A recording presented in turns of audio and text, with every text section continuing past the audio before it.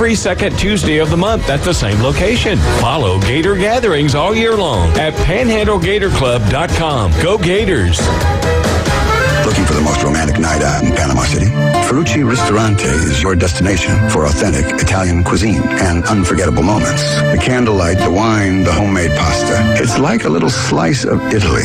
From handcrafted sauces to centuries-old recipes, Ferrucci brings true Italian flavor to every plate. It's where love stories begin and anniversaries are celebrated. To reserve your table, call 850-913-9131. Ferrucci Ristorante, Panama City's most romantic escape. The Kings of the Swamp. Falls loose at the 38. Gators got it. Wow. Join Sean Kelly and the rest of the broadcast team as they bring you Gator football all season long. Quick race down the near sideline. 20, 15, 10, the 5. Touchdown, Gators. On your home for Florida football. The Gator Sports Network from Learfield. The Florida Gators play here. Listen to select games on 104.3 ESPN Northwest Florida. WGSX Lynn Haven, WVLQ Port St. Joe. Powered by Panama City Toyota. ESPN Northwest Florida. And now, the Gulf Coast's newest sports talk host. Hey, there's the new guy. Paul Wilson. I'm sick and tired of carrying all the weight. Paul is your pipeline to the heart of the action. Hot takes, big reactions, and your calls are incoming. The product on the field is pathetic. The Sports Blitz on 104.3 ESPN Northwest Florida.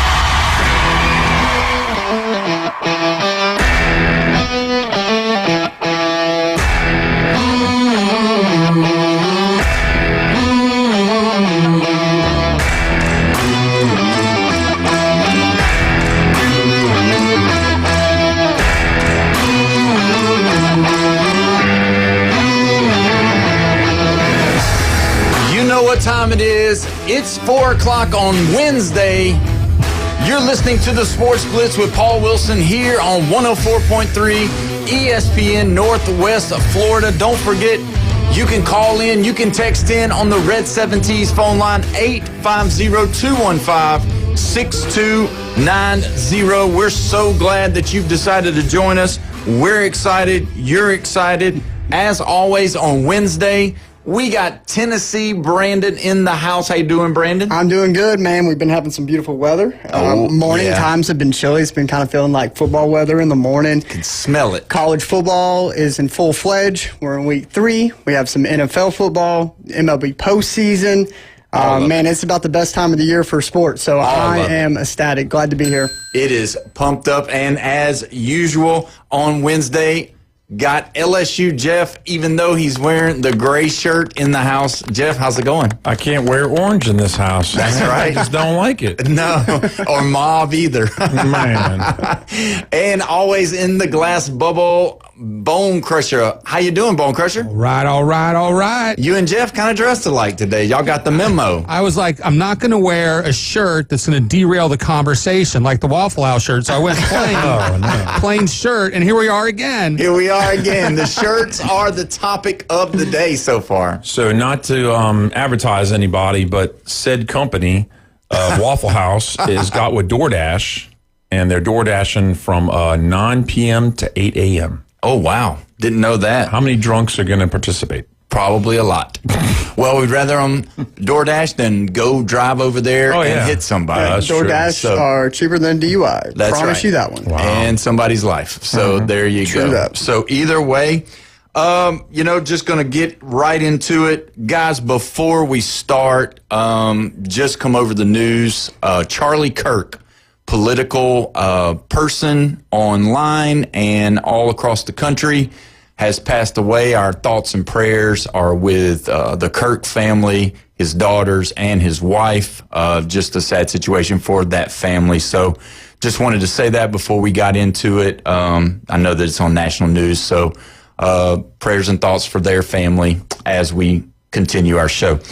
So, guys, we've looked at it. We've talked about it. The Major League Baseball wild card, we're about 18 games out of it now. You're looking at it. You got to say there's some things that changed up. Jeff, you've been big in saying that it's going to stay the same, and it looks like the narrative is kind of that way, but then you start to see some things kind of changing a little bit. We're moving a little bit closer to where I think it's I don't know, man. The Rangers are a game and a half out of the wild card. You got to look at what happened with the Rangers that in the last 10 games, 7-3. Mm-hmm. I mean, that's they're pushing, and that's what you got to see. And then the Mariners, not so much. 500 ball. They had a good series against the Braves, unfortunately.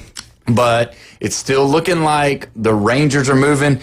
Is it about time that we say the Royals? I mean, they went 4-6 during that time, but they're in a 3-game winning streak right now. So I don't know. I mean, you still feel that way? You still feel the same? Yeah. You think it's going to stay the same? Absolutely, yeah. I'll stick with my losers. No, I'm losing picks. Do you think? I mean, what do you think? I'm rolling with Big Dumper and the Mariners. Yeah, you think he's going to stay? I mean, in all reality, yeah, you're right. They were 5-5 in their last 10. You know, they're between them and the Rangers. The Mariners actually have a winning record against 500 teams. The Rangers do not. So, I mean, if the trajectory keeps moving forward, I think the Mariners are a strong enough team to go ahead and make that wild card. I mean, I'm thinking, I don't know. I'm really thinking that probably there's a good chance that the Rangers are going to push and see what happens. I'm not sure if they play each other or not.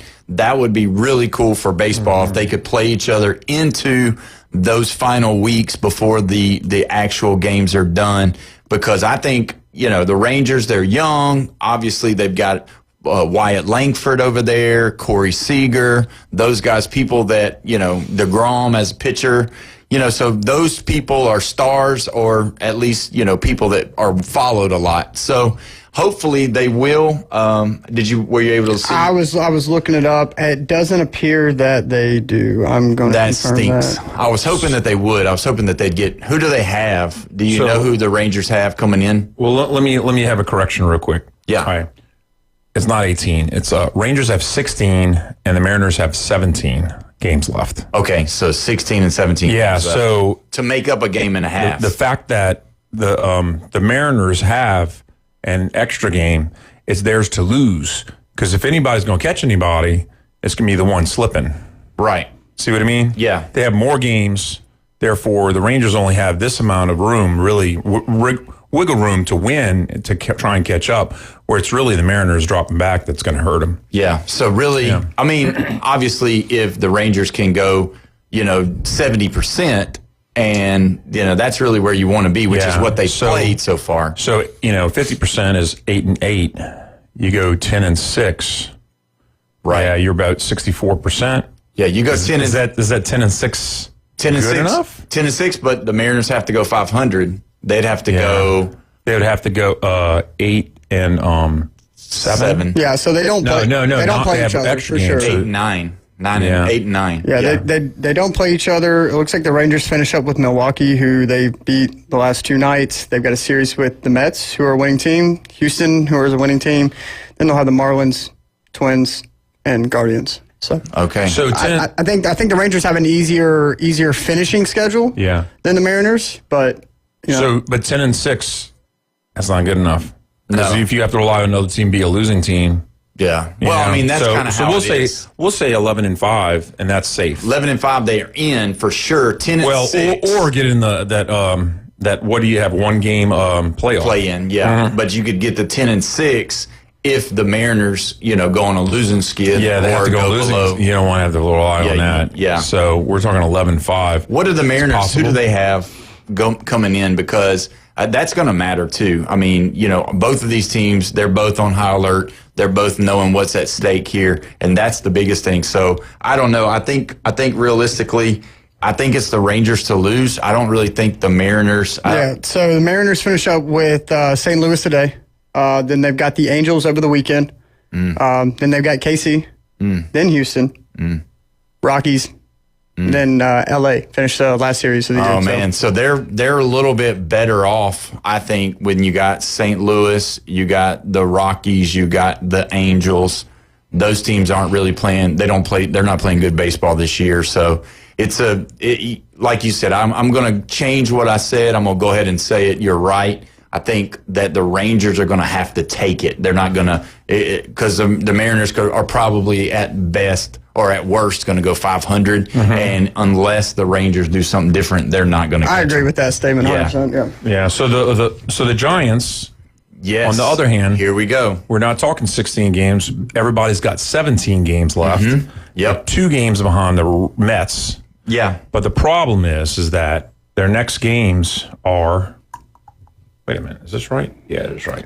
Okay, they got Arizona for their last game, the Diamondbacks, who they've already beaten twice, so they could finish a sweep on the Diamondbacks. That would be awesome. But the problem is they're playing the Dodgers. 2 series. Yeah, and what it is that they're playing the Dodgers for 3, back to the Diamondbacks for 3, and then the Dodgers for 4. Mm-hmm. So them matching up with the Dodgers. Yeah, they have 7 of the next 11 games are against the Dodgers, and of course 3 of them are in San Francisco. 4 of them are in L.A. I mean, they'll have 13 straight games without a break. Wow. I mean, they got to go to L.A., then they're going to go to Arizona. Yeah. Back to L.A., and then they're going to St. Louis. What about the Mets? They got one game. They got one game off, and it's before the last series. Before they have to travel from St. Louis. Who do the Mets have though?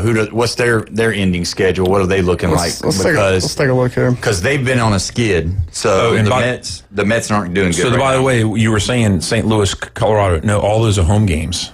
Yeah. Are they? Yeah, so they're not traveling, which is great. More home games for them. So the Mets have 2 more games against the Phillies. Then they're going to play the Rangers. Then they'll have San Diego, Washington. Washington, not so tough. Not so tough. The Cubs. Tough. And then Miami. So Marlins. The Giants have easy. I'm sorry. I wouldn't say easy, but it's not as tough as some of the other ones we've been talking about. Yeah, the Mets kind of. I think the Mets, if they can go 500, I do think it's the same way. I think it's set up with them being 2 games back. The Giants, I think they're going to have to take it from them because the Mets, they've got the Phillies and San Diego and the Cubs, but in the middle of it all, they still got some weaker teams as well. I guess in my head, I respect the Mets more than I do the Mariners. That sounds weird, but it does sound weird. I mean, I'm thinking that are the Mets going to go 10-7 in 17 games? I'm thinking, So then you have to game two games on them, and then you're 12-5. Well, the thing is, the Mets. Now check this out. In the last 10 games, guess what they've been? 3-7. And then you've got the Giants. They've been 7-3. Yeah, so they gained 4 games. There were 6 games back. Now they're only 2. 2 games back. Yeah. And then with the Reds, remember they were the one that everybody thought was coming, but they went 500. So they went 5-5. Both those teams have losing records against teams who are 500 or better. So the Giants and the Mets. Okay, so both of them. So you really don't know. That one's really going to be interesting. But with the Mets being up by 2 games. That's going to be where I would favor them having that 2-game lead with the way they're both playing right now. But I mean, the Giants are playing way better baseball. I mean, they are. They're 7-3 compared to 3-7. If they continue that, then they might be up by 3 or 4 games by the time it's all said and done. And that's where I mean, getting into these last few bits of games, that's where it's going to matter. You got to stay hot, and they look like the part right now. So realistically, the Giants could make a big push right here at the end, and then you're talking about people being mad. You want to talk about a New York fan base that is going to be mad that they spent all this money on Juan Soto and they missed the playoffs. You're kidding me? Are you kidding me? They're going to be hostile, and he'll be looking for another team. Did you hear what the Mets audience was chanting yesterday? No. So Juan Soto hit a foul ball, and the whole crowd was yelling, "That's my ball. That's my," like the Phillies girl from the Phillies one. Yeah. They were chilling. The Phillies That's caring. my ball. So they were acting like, the lady. Yeah. That's my ball. Yeah. So if everybody saw that was just absolutely ridiculous. I mean, that was the worst thing that ever. I mean, realistically, everybody, for the most part, not everybody, but a lot of people have been to baseball games, and there's foul balls everywhere, home run balls everywhere. But man, what an idiot. She lost her job for that, didn't she? I heard she did. So there's a lot of rumors out allegedly, there. She lost her job. Yeah. And she's on a school board. No, she's not. She's not a school administrator in New Jersey. That got corrected. That was the wrong girl that they pinned it on, and she's like, that's not me. And then so That's now, not me. I promise. so they were like, is it this lady Christy or is it Cheryl? And then and everything, and so. That woman did not lose her job over the weekend like it was originally reported. Spirit Halloween has a costume of this lady already. Oh, yeah, the hair and all that. Oh, wow, that's crazy. Like, it really took ready. off. Yeah, it took off. So I guess when we look at, we're not too far away. I mean, when we get to October, the week of October, Halloween week, we're going to probably dress up every day. So it's going to be exciting in this building. So, yeah, I could be like, you could be whatever you like. No, DeBoer in an unemployment line. Yeah. Oh. Speaking of that, we do have a poll. We would like for you to go on our Facebook page. There's a poll there for who is going to get fired first. Is it going to be Mike McDaniel from the Miami Dolphins, or is it going to be Coach Billy Napier from the Florida Gators, or is there going to be a wild card this weekend, next weekend, or the following weekend where Kalen DeBoer is fired at Alabama? So there's 3 choices. Yeah. Go on there if you haven't done that. You know what we might do, depending on how many views or how many votes we get, we might give away a prize or something. We'll figure it out. We might select whoever coach gets fired first. If you pick that coach, we'll figure it out. We'll get you a gift card or something like that. That'll be kind of cool. Seminole fans, you cannot vote twice for Billy Napier. That's true. But I will say, I did read some of the comments before we come online, and there were some people that said, "Hey, where's Mike Norvell on this list?" And ooh, as Gator haters. Gator haters. For sure. Gator fans for sure was trying to throw out the stuff on Mike Norvell, but obviously Mike Norvell's job is very, very safe after they put the whipping on Alabama. But when you look at all of those things that we've been talking about with baseball, you can't not talk about the fact that, this is the best time of the year for baseball. This is where it starts getting, good. And obviously we're going to talk heavy football here in just a moment. But guys, we haven't asked, and I just kind of wanted to kind of give you an opportunity to throw it out there. Who do you think is going to be in the World Series, and who do you think is going to win it all? That's the question, because for me, you have to be careful when you're doing this kind of stuff, because they always say don't bet your heart. Oh, yeah. Stay away from that. And so for me, I'm kind of, trying to figure that out. Obviously, the Braves don't have a chance. All those Kentucky teams, Well, no Atlanta Braves team to say. Yeah. But so, Jeff, I guess we'll go with you first. What do you think, man? Who do you see being in the World Series this year, and who's going to win it if you had a shot right now? I'm going to take an unorthodox stab at it. I'm going to say Brewers and the Phillies. The Brewers and the Phillies, and you got... Is that right? No, I'm not sorry. Not Brewers, Phillies, both in L. I'm sorry. Who's the AL Central? It's the Tigers. That's the Tigers, yeah. Okay, so Tigers and Phillies. And Phillies who's going to win it? Phillies win. So you say Phillies is going to take it. All right. So what you got? Yeah, so when you asked that, I immediately went to Detroit, only because every time, except for right now, they're... tied for the best record in the AL? Yeah, tied for the best record in the AL. They've been leading all year. I feel like they put on a pretty strong performance. They would probably represent the AL this year. As much as I hate to say it, just the star power and the depth, the Dodgers. They find a way to get hot at the end of the year. They, like the Mets, have an extremely high payroll. I believe they ended up putting it together toward the end of the year and just string that talent and just kind of go with it. So who are they going to play? Oh, like I said, they're going to end up playing Detroit. So it's going to be Detroit and the Dodgers, and you're saying Dodgers are going to win. I would think so, yeah. Just their depth. It's insane, their lineup. So that's back-to-back. That doesn't happen a lot. It doesn't happen a lot. No. Not at all, hardly. So we've been talking about that 4 and 5 seed in the AL with the Red Sox-Yankees maybe showdown. Yeah. So the other thought process is with the Dodgers being the 3 seed, they're going to play the 6 seed. Mm-hmm. So this is either Mets or Giants, and the Giants are about to play 7 games against the Dodgers the next 8 games. Next 8 games. Yeah, we're talking about Giants and Dodgers. Yeah. I don't know which one's the more interesting matchup. Is it Dodgers-Mets? Probably, yeah. Just because of the market. Big market. But for me, I'm going to say I'm going to go totally against both of you guys because I just think that, I don't know. I see it differently. I just see it differently. Okay. I'm not going with my heart here. All right. You'll be un-American if you bring up any Canadian team. How did you know? How did you know? Man. Okay. Oh, he got me on that. You want to talk about hate? He got me on that one.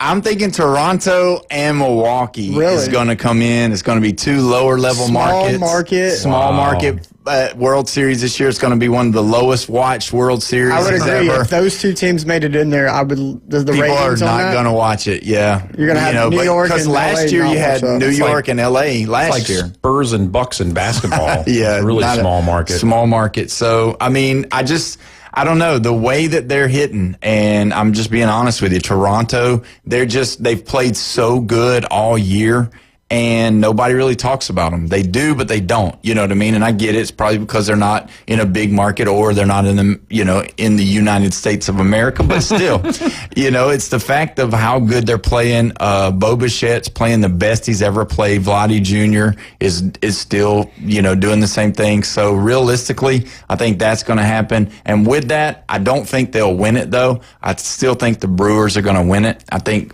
the big dumper. I just think. I'm sorry, that's the Mariners, but I just think that with the lineup that they have, they're scrappy, and I think they're going to have a shot at winning it. So Ross will be happy about that pick. Who would have thought that hockey would be taken over by Florida teams and baseball could be won by Canadians? Hey, who would have thunk? I mean, that's the big thing. So either way, when we come back, we are going to talk about football. That's right, the pigskin. You're listening to The Sports Blitz with Paul Wilson. 104.3 ESPN, Northwest Florida.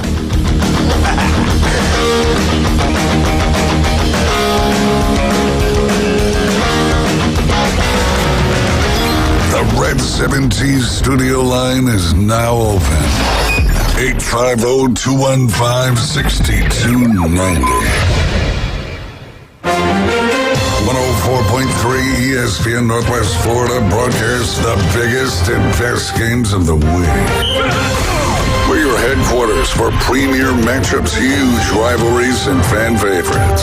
Saturday, it's Clemson and Georgia Tech, Georgia at Tennessee, and Florida at LSU. The Gulf Coast headquarters for college football is 104.3 ESPN Northwest Florida. Good afternoon. This is Joanna on ESPN Northwest Florida with your weather forecast on this Wednesday. Mostly sunny the remainder of the day with a gentle breeze at 11 miles per hour out of the northeast and temps near 88. Tonight we will have mostly clear skies and a wind speed of 8 miles per hour and be warm at 71. Mostly sunny tomorrow and a high 89. Sunshine Friday with a temp of 88. This forecast is sponsored by Mid-South Lumber, the best little lumber yard in Panama City. Thank you for keeping that dial on ESPN Northwest Florida. Rely on it. Tired of flipping through channels and finding nothing good?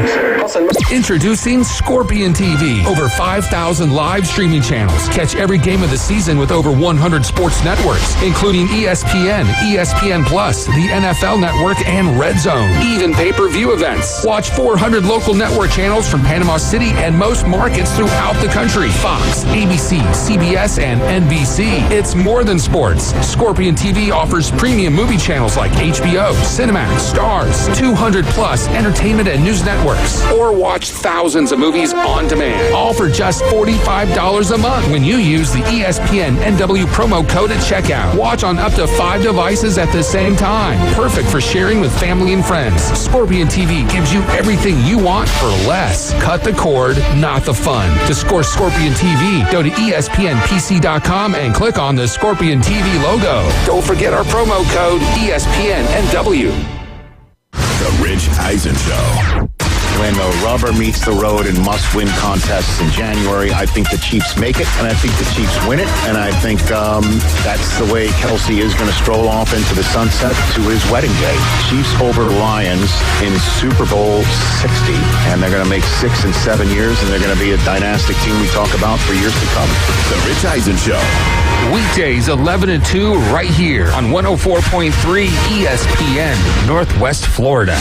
College Football Saturday on ESPN Radio. Place on earth like Tiger Stadium after dark. It's an SEC showdown in Death Valley. It's hard to get much bigger in terms of atmosphere. The third-ranked LSU Tigers face the Florida Gators. Playing at Tiger Stadium, really getting our fan base involved in this game and really making it Death Valley. Gators at Tigers. Coverage starts Saturday at 6. Kickoff at 6:30 right here. 104.3 ESPN, Northwest Florida. You found us inside the CBC Construction Studios. Now, taking your collection to the next level. It's the Instant Replay Sports Cards Box Break. With Aaron Bearden on ESPN Northwest Florida. You're back listening to the Sports Blitz with Paul Wilson here at 104.3 ESPN Northwest Florida. Don't forget, you can call in, you can text in on the Red 7T's phone line, 850-215-6290. It's a great day here in Panama City Beach. It's Wednesday, and you know what that means. It is always at 420. Not that, but this. Aaron Bearden with Instant Replay. Aaron, how are you doing today, my friend? Oh, man, just excellent. How about you guys? We're doing great. I don't have but one orange shirt in here, and that's phenomenal for these two. It's 50% reduction from last week, right? Yeah, that's right. So, yeah, it worked out. So me talking about it, but we let Brandon do it because we know he's a mega huge fan, so we let him come in here with that orange. Don't want to be bleed surprised. Orange, baby, bleed orange. We don't want to be surrounded by it too much. But Aaron, how's it been going at the shop, man? Tell us some stuff that's going on over there. It's a big release week over here. New stuff in pretty much all the sports this week, and new stuff coming out. It's going to be really exciting. Getting ready for Bowman Chrome coming out here pretty soon. But some great releases. I think Leaf put out a Baseball Nation release. We got some Optichrome football.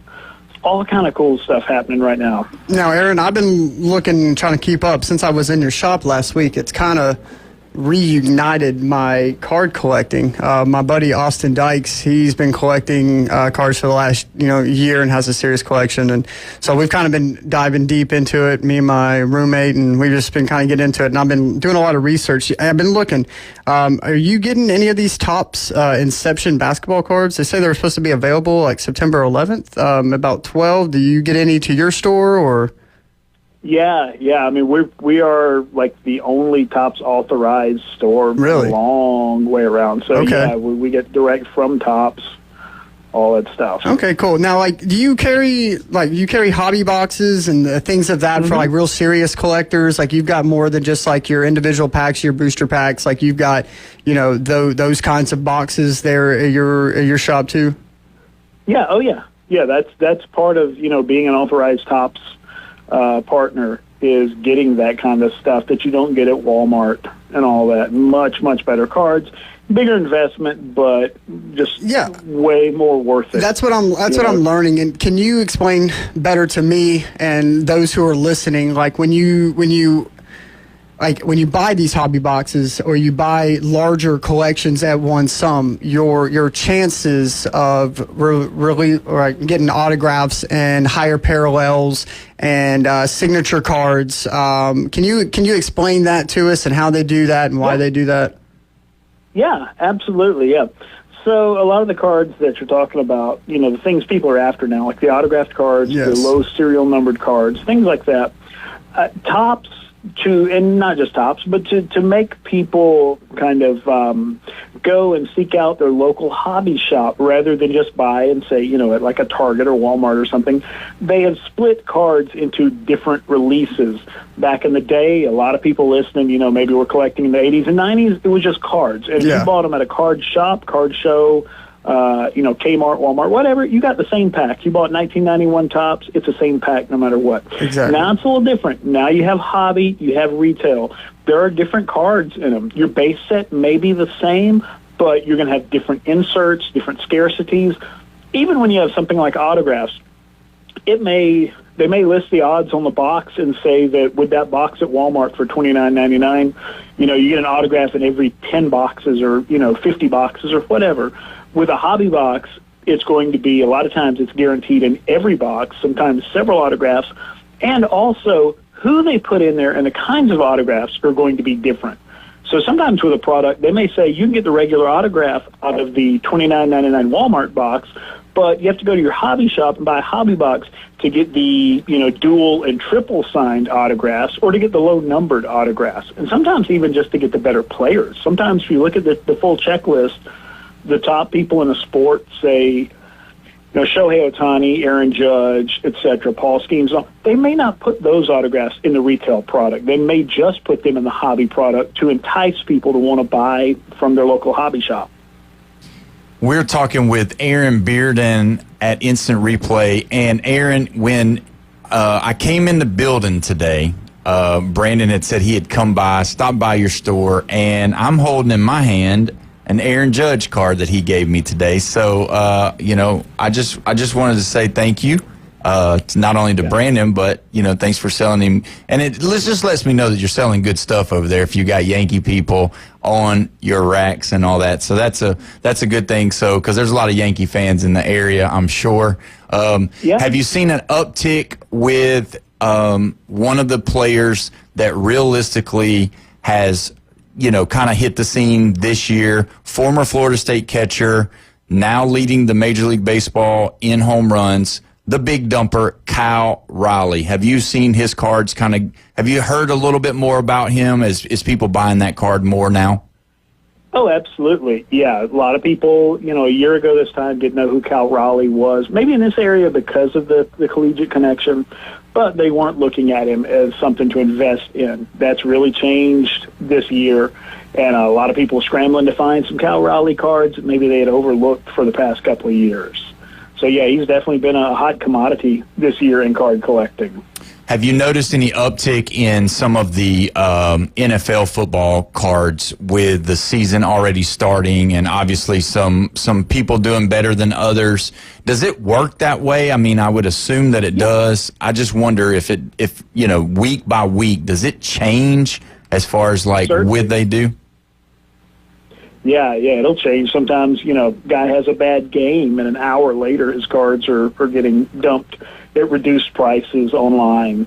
I don't know off the top of my head anybody in week one who just came out of the gate under everyone's radar and just had a momentous game like that out of the first week. I think what it did was maybe it showed people that there were a couple of guys who the hobby had written off. And look, the hobby collectors, card collectors are probably more fickle and less forgiving than just, people watching the game. To give an example, guys like, say, Baker Mayfield. Mm-hmm. It had huge hype, huge upside, huge potential when he first came out within the card collecting world. And when he didn't live up to that within the first year or two, a lot of people dumped his cards, they cooled off on him, and now he's not on their radar. But he had a pretty good performance this week. Justin Fields, I think, gave a really good account of himself. Regardless of the final score, he comes out and he puts up 32 points leading that offense, showing people that, he has a job there. He deserves to be in that spot. So those are the kind of things that maybe people got a second look at, and people who are long-term investors may be considering, hey, you know what? I could pick up some of these guys pretty cheap right now. I really don't have much to lose. If they do well, if they go to the playoffs, then, these cards are really going to start to see some movement. And a lot of those guys are players that people have written off in the card world. What about, I know going into the season, everybody was kind of high on Shedeur Sanders, and he was kind of the, golden boy for the little while at the beginning of the season. Now that everybody realizes that he's not going to start, that Joe Flacco actually is probably the best quarterback in their quarterback room, and that he's probably the third best quarterback they got on their roster. Have you seen him kind of cool off a little bit than what we talked about before the season started? Absolutely, yeah. But, I think a lot of people, at least within the card world, a lot of people thought he was more hype than substance from the beginning because of just the name association. It's kind of a tough one. Yeah, obviously his cards are cooled. There's a big difference in collegiate and pro football, obviously the game itself, but when we talk about card collecting, a lot of your collectors that are, NFL fans, they're looking at it going, yeah, you're good in college, but I need to see something at the NFL level before I really want to dive into your cards.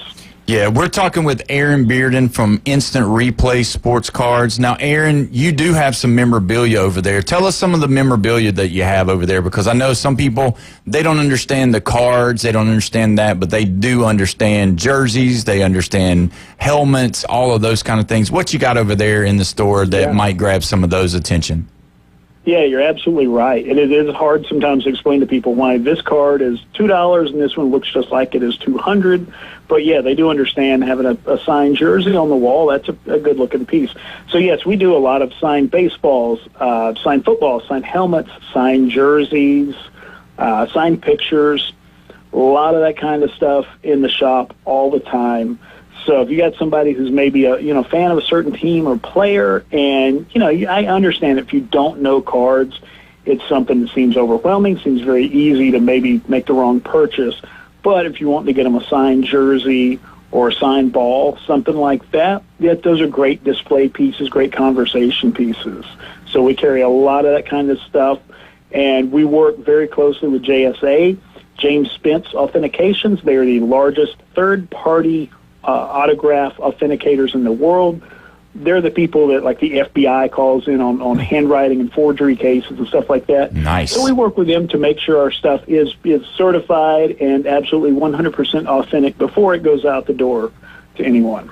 What about the new jerseys that they come out with? Have you gotten your hand on any of those? I know, like, the Miami Dolphins jersey, just thinking about that one, and the 49ers jersey that they came out with, they were just so cool. I think the Miami Dolphins one is black, and then like the 49ers one was like a white with some gold, and even the Buffalo Bills was like really looked like ice out there. I don't know if you saw those. Okay. Yeah, I haven't yet as far as seeing signed versions, because that's all the memorabilia we deal with. We don't sell just, unsigned jerseys or anything like that.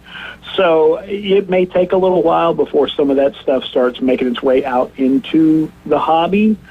Usually what happens is these players will sign a contract with a company to do like a private signing, and maybe they'll sign 200 jerseys or something like that. And then those will start making their way out through various memorabilia products. Like, we have boxes you can come in and buy if you don't know the card thing, but you're a fan, or you got a fan you're buying for. We have boxes you can buy that are guaranteed to have a full signed jersey inside the box with the authentication already. So you can get them a signed jersey or a signed baseball or something like that in a mystery box. But usually, like I say, it takes a little while for those kinds of new helmets, new jerseys to make their way into those products. Gotcha. Do you do other stuff too, not just sports memorabilia? Tell the fans a little bit about what else you got going on over there. Yeah, we do a lot of non-sports memorabilia, a lot of entertainment stuff. So signed posters and movie pictures, a lot of athlete or actors and entertainers. We've got like some signed action figures, a lot of cards signed by celebrities and various different movie properties, Star Wars, The Walking Dead, Marvel, some things like that. And, of course, Pokemon as well. Tons of Pokemon here, whether it's single cards or sealed product. Do you have any kind of events coming up soon, Aaron, that you want to tell everybody about? We do, yeah. We have our kids club on Friday nights. You bring those kids down. We can get in some sports box breaks with the kids. They always have fun with that, getting to trade with other kids, hang out with other kids that like cards. We have in-store group breaks on Saturdays at noon. It's really fun to come down and kind of everybody chip in and go in on a box, and people get random teams, open it up and see what they get. We have Pokemon events, Pokemon tournaments, pre-release events going on here in the next couple of weeks. So check our social medias for all of that stuff. It'll always be updated on there first. Hey, Aaron, Bone Crusher. Tell me about the culture, because when I'm listening, I was listening to y'all talk about people trading cards online and stuff. It gave me an image of people buying and selling stocks, people buying and selling crypto. Yes. People are you guys like the original crypto bros? What's the culture like? It didn't used to be that way. I mean, originally the idea of like trading cards, going back 60, 70, 80 years, was just like kids going, hey, I don't have... this guy, I don't have Duke Snyder. Well, I'll trade you Ernie Banks for Duke Snyder, that sort of thing.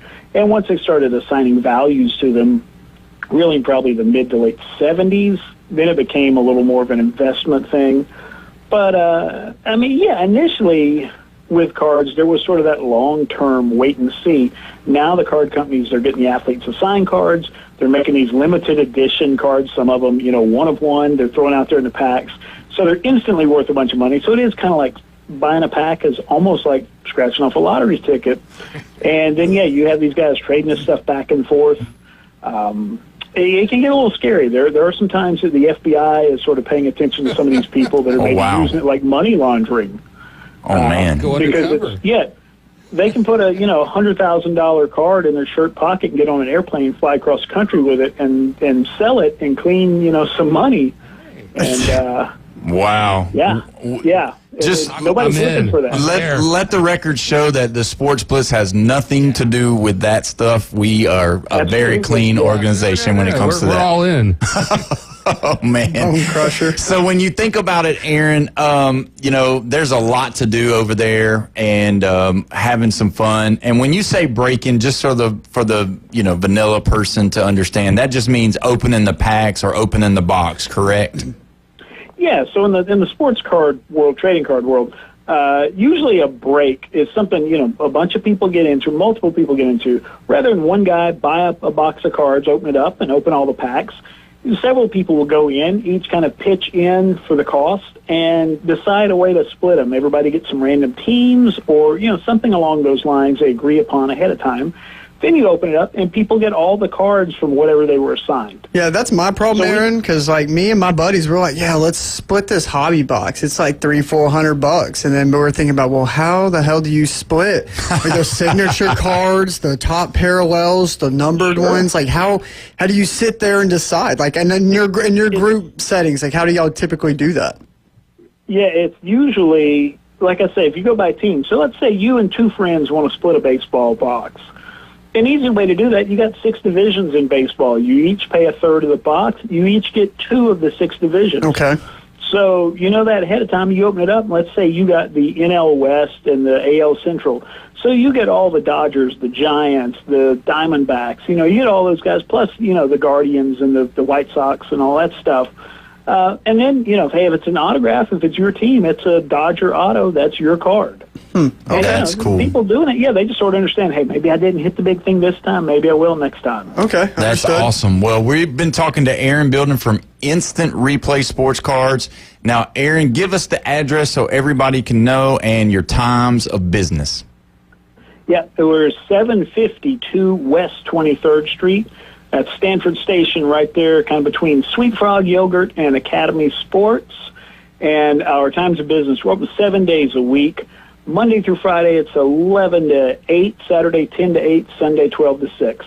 And I'll say, if you're curious about box breaks, you want to see how it works, go to our YouTube page. We're Instant Replay. I believe that's exactly what it is, Instant Replay Sports Cards on YouTube. And you can watch a bunch of break videos we've done on there with a lot of customers on. You can kind of see how it goes. Awesome. Decide if that's something you want to do. That sounds great. Everybody go out and visit over there, have some fun, spend some money over there with Aaron. Real quick, before you go, Aaron, the poll question of the day has been, who's going to get fired first? Mike McDaniel from the Dolphins, Billy Napier from the Gators, or Kalen DeBoer from Alabama? Do you have a choice for us before you go? Oh, tough one. I think I told you before, I'm not a big college follower. I'll take that as a Bama vote. I'll take that as a Bama vote. Come on. The Dolphins, that was sort of I hate to just pick on them. They're doing what they can, but that's kind of an embarrassing loss. Very much so. You don't walk out the gate and just get blown out by Indianapolis. No, not at all. They got a lot to work on there. So I'm taking it you're going with McDaniel. Yeah, I'm going to say that just because, I'm more aware of what they've failed to accomplish so far. I got you. Well, we appreciate it, Aaron. We will see you next Wednesday. Thanks for coming on. And when we come back, we're going to discuss some college football and some NFL football. You're listening to the Sports Blitz with Paul Wilson here at 104.3 ESPN Northwest Florida.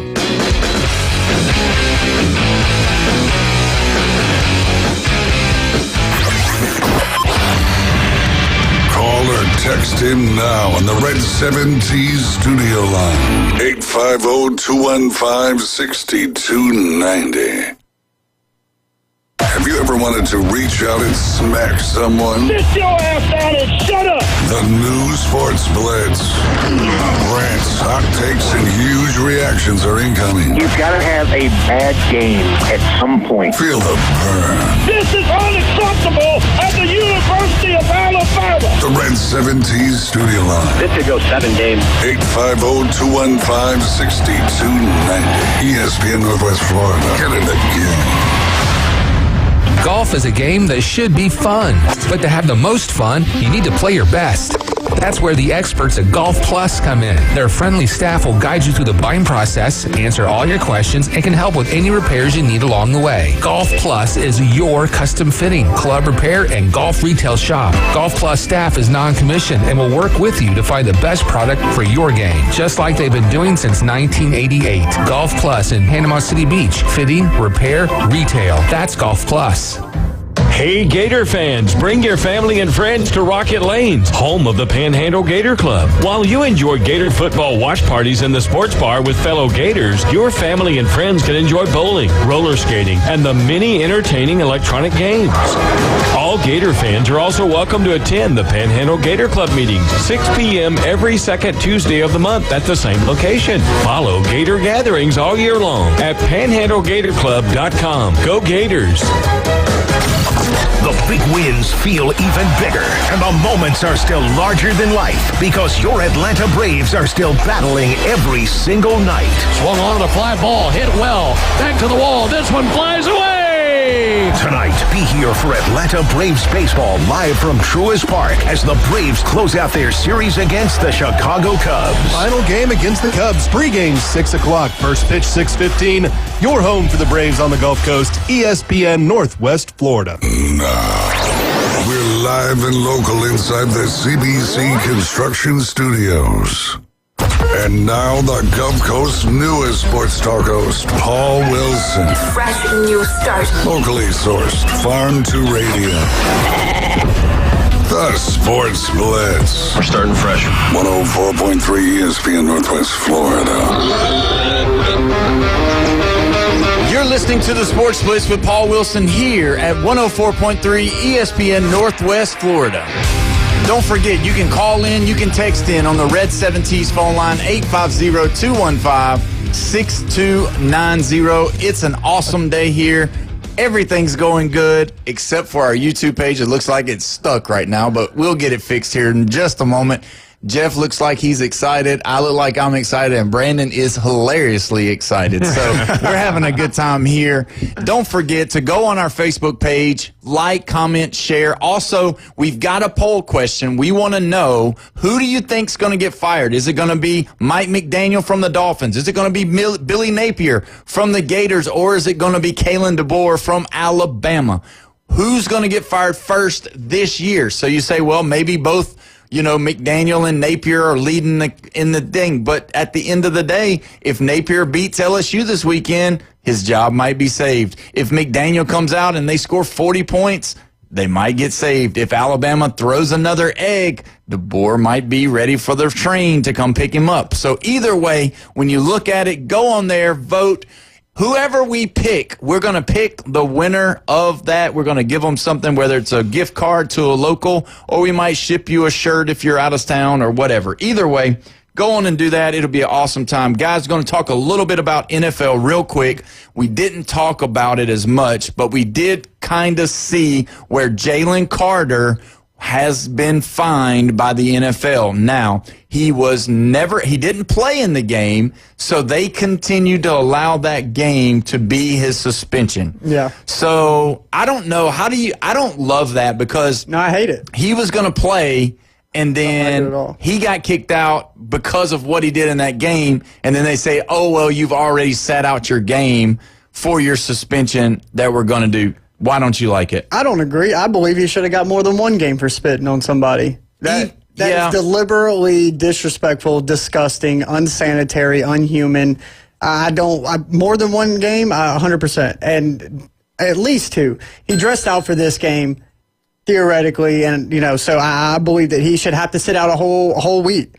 A whole preparation week without prepping for him. That's what I believe. And I think the fine should have been a heavier too. Yeah, because the fine wasn't that much. Not for $57,222. Yeah. How do they calculate that? I don't know. I have no idea. So I'm going to disagree with Brandon. Okay, go ahead. One game's enough. Okay, the spit did not land in the face. That would be the ultimate insult. Yeah. I think. And there's been people who've done that in sports, in football especially. Sure. Saturday during the Florida USF game. Oh, yeah, absolutely. It was a huge penalty. And I think it's actually worse for someone to get poked in the eye because that could give permanent damage to somebody's eyesight. But that's an accident. There's lots of accidents, I'm going to tell all the LSU guys, I promise you, just go and do it. It's an accident. I've accidentally poked somebody in the eye. I've never accidentally purposely spit in somebody's face. That is true. Unless you're talking, like spit. Yeah. Unless you're just too close. No, I would say actually if it looks like it's intentional and you poke somebody in the eye, it should be worse than spit. And that spit landed on his chest. I mean, it's but it was definitely intentional. We obviously saw that. Yes. I don't think any more than a game though. So do you think though that Dak, because he didn't spit on him, but he spit like on the ground beside him, that he has nothing to blame on that? I mean, Jalen Carter was 3 or 4 yards past the line of scrimmage toward their huddle. Right. I mean, enough said. Get your butt back on your side of the ball. Stop antagonizing people. He didn't spit on you. You got hot-headed. You're a meathead, and you just literally looked at him and spit on him. Like, that is just utterly disrespectful. It rubs me the wrong way. I can tell. Yeah. What do you think? I mean, you obviously, do you agree with that? You agree with that's part of the statement? Oh, yeah, absolutely. But here's the thing. If you're going to monetize or have standard things where you get, spit in the face is this amount of games or this amount of dollars, and then you have spit on the chest is this amount of dollars and spit on the ground is, completely away. I don't know. I just kind of think where are all these rules going? Because, they already penalize for, what do you call it? Celebrating before you cross the end zone, right? There's so many different unsportsmanlike things. It's going to get where everything's going to build up. These kids are going to have a booklet, and they're going to have to go through the booklet and learn what they can and can't do, in sports. Yeah. Why do you have to read a book that says don't spit on somebody? Yeah, but like, taunting somebody with the ball before you cross the goal line. Yeah. That's something that these kids might not know. Or like what Hill used to do. He'd give them the peace sign as he's running past them. And I told you that I'm active in the community with Little League football. Yeah. And do you know, to this day, usually when a kid breaks a big run like that, they still are given the cheetah sign for Hill. So it's and they do it. I mean, one thing the other day we had a touchdown in flag football. And the kids got around them, and they threw the ball up, and they acted like it was a bomb, and all of them fell. The celebration. And I know that there's a thin line because especially with little kids, and then when you're talking about unsportsmanlike compared to celebrating, and it's kind of always been that way. In basketball, it's kind of always been that way. Baseball has kind of always been that way. When you strike somebody out, you say something, or when you hit a home run, maybe you stand there too long, or you watch it, or you flip your bat. All of those things are kind of things Now we're stepping into a different realm than we are talking about bodily fluids. Sports-related actions. Well, hopefully that's the only bodily fluid you'll ever have involved. Well, yeah, but still. But nonetheless, I mean, I think some of those taunting things you're talking about, I mean, that just comes with the sport. I mean, that's the passion. Yeah, that's your energy. That is the sport. There's a complete line drawn between the last dozen things that you announced that may be frowned upon or not liked by the team who is losing. So we have things like Sharpie that was hidden in the goalpost to sign the ball. The popcorn with Terrell Owens. Now we're talking about this weekend. LSU's playing Florida. What are they known for? The shoe toss. Yeah, that's true. Yeah, that blew a game for Florida. Right. They lost that game. They had the game won. And then if you think about, remember when the Egg Bowl, when Ole Miss was playing Mississippi State. The dog. And he did the dog. Yeah, he did the dog like that he killed them. They missed the extra point. They missed the extra point, and that was it. They lost the game. That's awful. When you look at it, I think spitting on somebody, that's terrible. Another one that happened was in the college game. I can't remember the quarterback. He slid out of bounds, and while he was there, George Pickens got the water bottle and sprayed water in his face during that, too. You know, it was a 15-yard penalty. It was a couple of years back, obviously, because George Pickens was at Georgia at the time. Well, Oklahoma, the guy got out of bounds this week, and Michigan guy on the staff, it wasn't a football player. Yep. He knocked the ball out of his hands when he was walking back onto the field, and he looked back at him, and you could have thought maybe the brain was thinking, should I just like slap his hands, back or push him or what? You were thinking there was some brain activity going on there thinking, what's this guy doing? I'm going to do something back to him, and he didn't do anything, which is really, really wise. But it's crazy. I mean, things are crazy and that's how it happens. But, I think they got it right. Maybe one more game would have been enough, but the money just didn't seem, it's just kind of weird. I don't know where they got the calculation from, but either way, one more NFL news before we go. It kind of ties in both, but I don't know if you've heard about it. But North Carolina, Bill Belichick is not allowing the Patriot staff to come and scout their games this year. They're not allowing them to get access to the coach. They're not allowing them to get access to the sidelines or the facility at Charlotte, or I'm sorry, not Charlotte, but Chapel Hill. And when they've talked about it. They asked him, because you know that Mike Vrabel is the head coach of the Pats. Well, he played for Bill Belichick. Yes, he did. And so they asked Bill Belichick about it. Bill Belichick said, basically, I'm not welcome in New England, inside the locker room, inside the facility. And so they're not allowed at North Carolina. So sounds a little petty. That's something that was said. And then they interviewed Mike Vrabel about it, and Vrabel come out and said that he's more than welcome to come to the facility. So how do you guys feel about that? Do you think that that was just, kind of a tit-for-tat type thing that Bill Belichick was trying to do? Because that is pretty petty, wouldn't you say? It's extremely petty. And that's all I think it is. I mean, he's just playing a game. Of course, Vrabel was not going to say, no, Bill Belichick can't come to the Patriots. I mean, the man won how many Super Bowls up there? Yeah. I mean, there's no way that he would be allowed to say he wouldn't go up there. So you have to welcome him with open arms. I think Belichick's pretty petty for that, though. Yeah, it's petty. Yeah, I mean, and the kids, you're only hurting them. They're they're the ones wanting to get signed by the Patriots. NFL team coming to scout and look. And so, but I just think. So now who you got visiting UNC, Chapel Hill? The Panthers. I don't know how many true NFL prospects. he actually has on that team. I thought you could say college prospects on the Panthers team. That's bad. Yeah, that's pretty bad. But, you got to think that North Carolina, they're trying to right the ship. They're trying to get it taken care of. But, getting them to open back up and allow the Patriots to come in there, because the Patriots, they didn't look too terribly bad. But, it seems like Mike Vrabel is going to have them on the right track. They got a new, young quarterback, some good players. And, I'm not saying they're going to make the playoffs this year. Playoffs? No way. But either way, we'll see how it goes from there. But when we come back, we are going to dive into the college football week number 3. You're listening to the Sports Blitz with Paul Wilson here at 104.3 ESPN, Northwest Florida.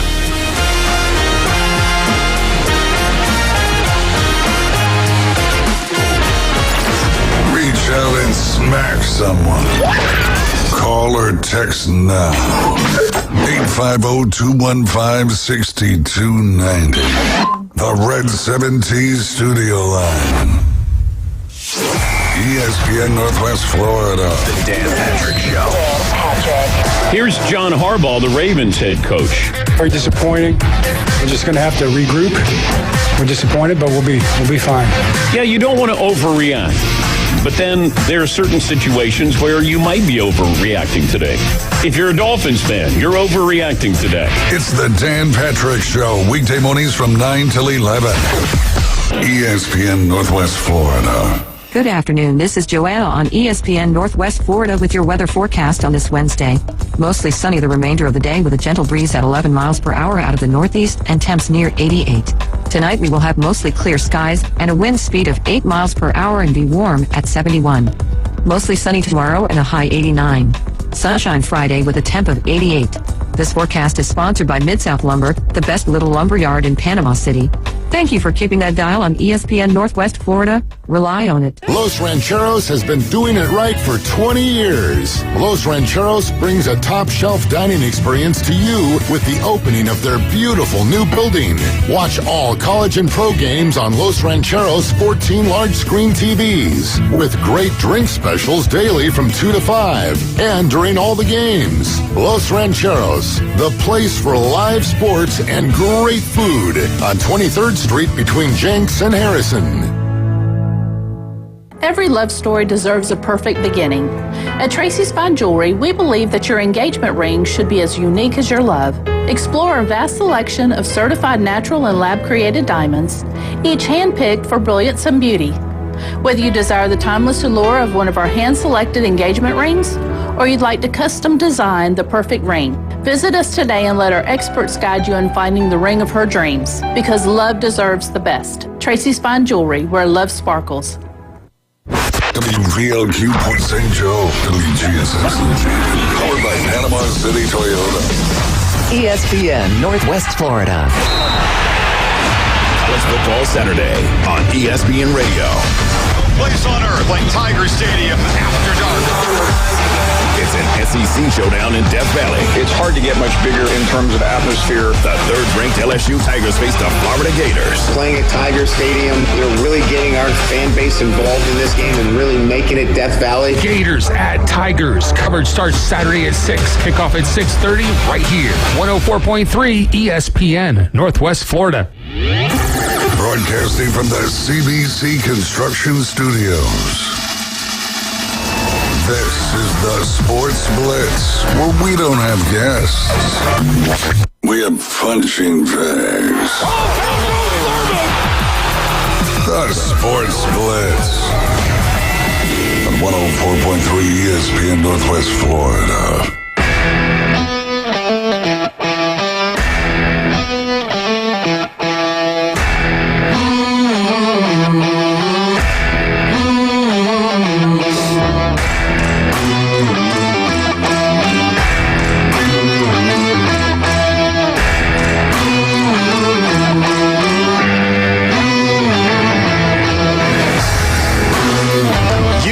To another end of the day. It's 5 o'clock here at the Sports Blitz with Paul Wilson here on 104.3 ESPN Northwest Florida. We're so glad that you got off. You made it on this hump day, Wednesday. You made it. We're excited. We're happy. Don't forget, you can call in. You can text in on the Red 7T's phone line, 850-215-6290. We've got a poll going on our Facebook page. Make sure you go on there. Visit our Facebook page. It's ESPN Northwest Florida. Who's going to get fired? Is it going to be Mike McDaniel from the Dolphins? Is it going to be Billy Napier from the Gators? Or is it going to be Kalen DeBoer from Alabama? And now you got to think, it's not this week, but who's going to get fired first? And we've got a lot of people right now as we sit. We've got Billy Napier in the lead with Mike McDaniel on his heels, Kalen DeBoer. A lot of people don't think Alabama's going to get rid of their coach, guys. So either way, it's looking like those two are in it for the long haul, and possibly, there might be an opportunity to add somebody else's name. I know there was a Florida Gator person that typed in, go ahead and add Mike Norvell to that list, but I just don't think he's a part of the list. Do y'all think he's a part of that list? No, not at all. No, not at all. Absolutely. Well, Jeff, do you think Mike Norvell might be a part of that? I don't think, but I think that you are writing it off like if he goes 5-7, he's not getting fired. And guess what? He ends up 5-7. He's gone. And I know he's playing Eastern Illinois, right? Is that what it was? Or was that the Gators? I can't remember who was playing Eastern Illinois, but there's a cupcake coming up. Yeah, it's Florida State. Yeah, and then, I'm not saying Virginia's a cakewalk because they only lost by 4 to NC State. Yeah, Florida State had East Texas last week. East Texas A&M. Obliterated them. And then they have Kent State. Kent State. That's who it is. I'm sorry, Kent State this weekend. Yeah. So Jeff's kind of giving it to the Florida State fans a little bit. No.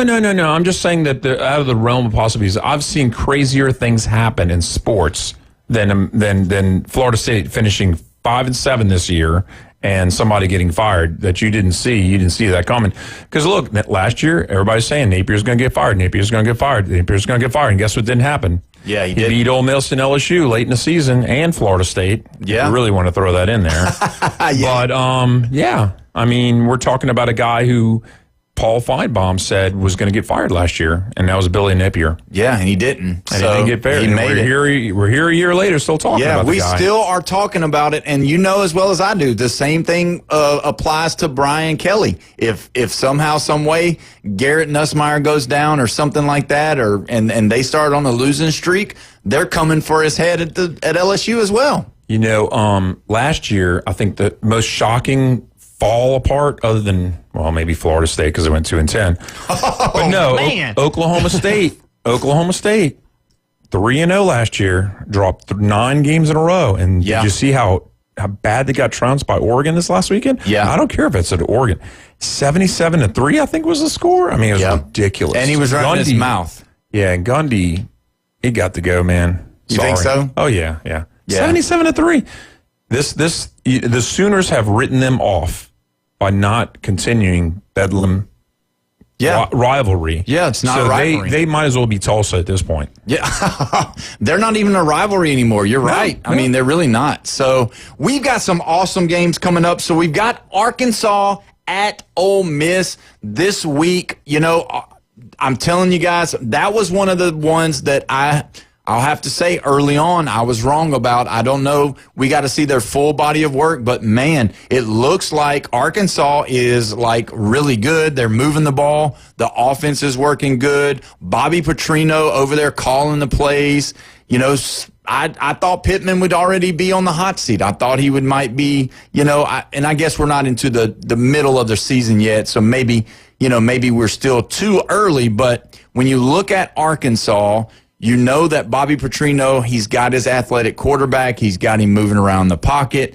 And, I mean, honestly, he's looking pretty good. Do y'all have did you watch any of the Arkansas game? Do you see anything? I didn't get to catch that one. But they're moving the ball pretty good. Their offense is playing good. Their defense, they're okay. They're not going to, hold you to no points. But realistically, Arkansas, they're looking pretty good. Arkansas's quarterback play has been a lot better than Ole Miss's quarterback play. I mean, the most key position. I mean, you have Arkansas's quarterback who's 41 for 57 on the season, 10 touchdowns already and 2 interceptions. Yeah. When you have Simmons with 3 touchdowns and 4 interceptions. So, I mean, quarterback play is very important. I know Arkansas is going on the road to Ole Miss. I think I would be leaning more toward Ole Miss, but I mean, Paul's right. I mean, Arkansas is no pushover team. Don't be surprised if they come in there and hit you in the mouth a couple times. Okay, well, starters, they played Arkansas State. Okay. All right. And hear me out, because my cousin is actually a backup quarterback at Arkansas State. Okay. So I'm not knocking Arkansas State, but nobody's paying attention to Arkansas.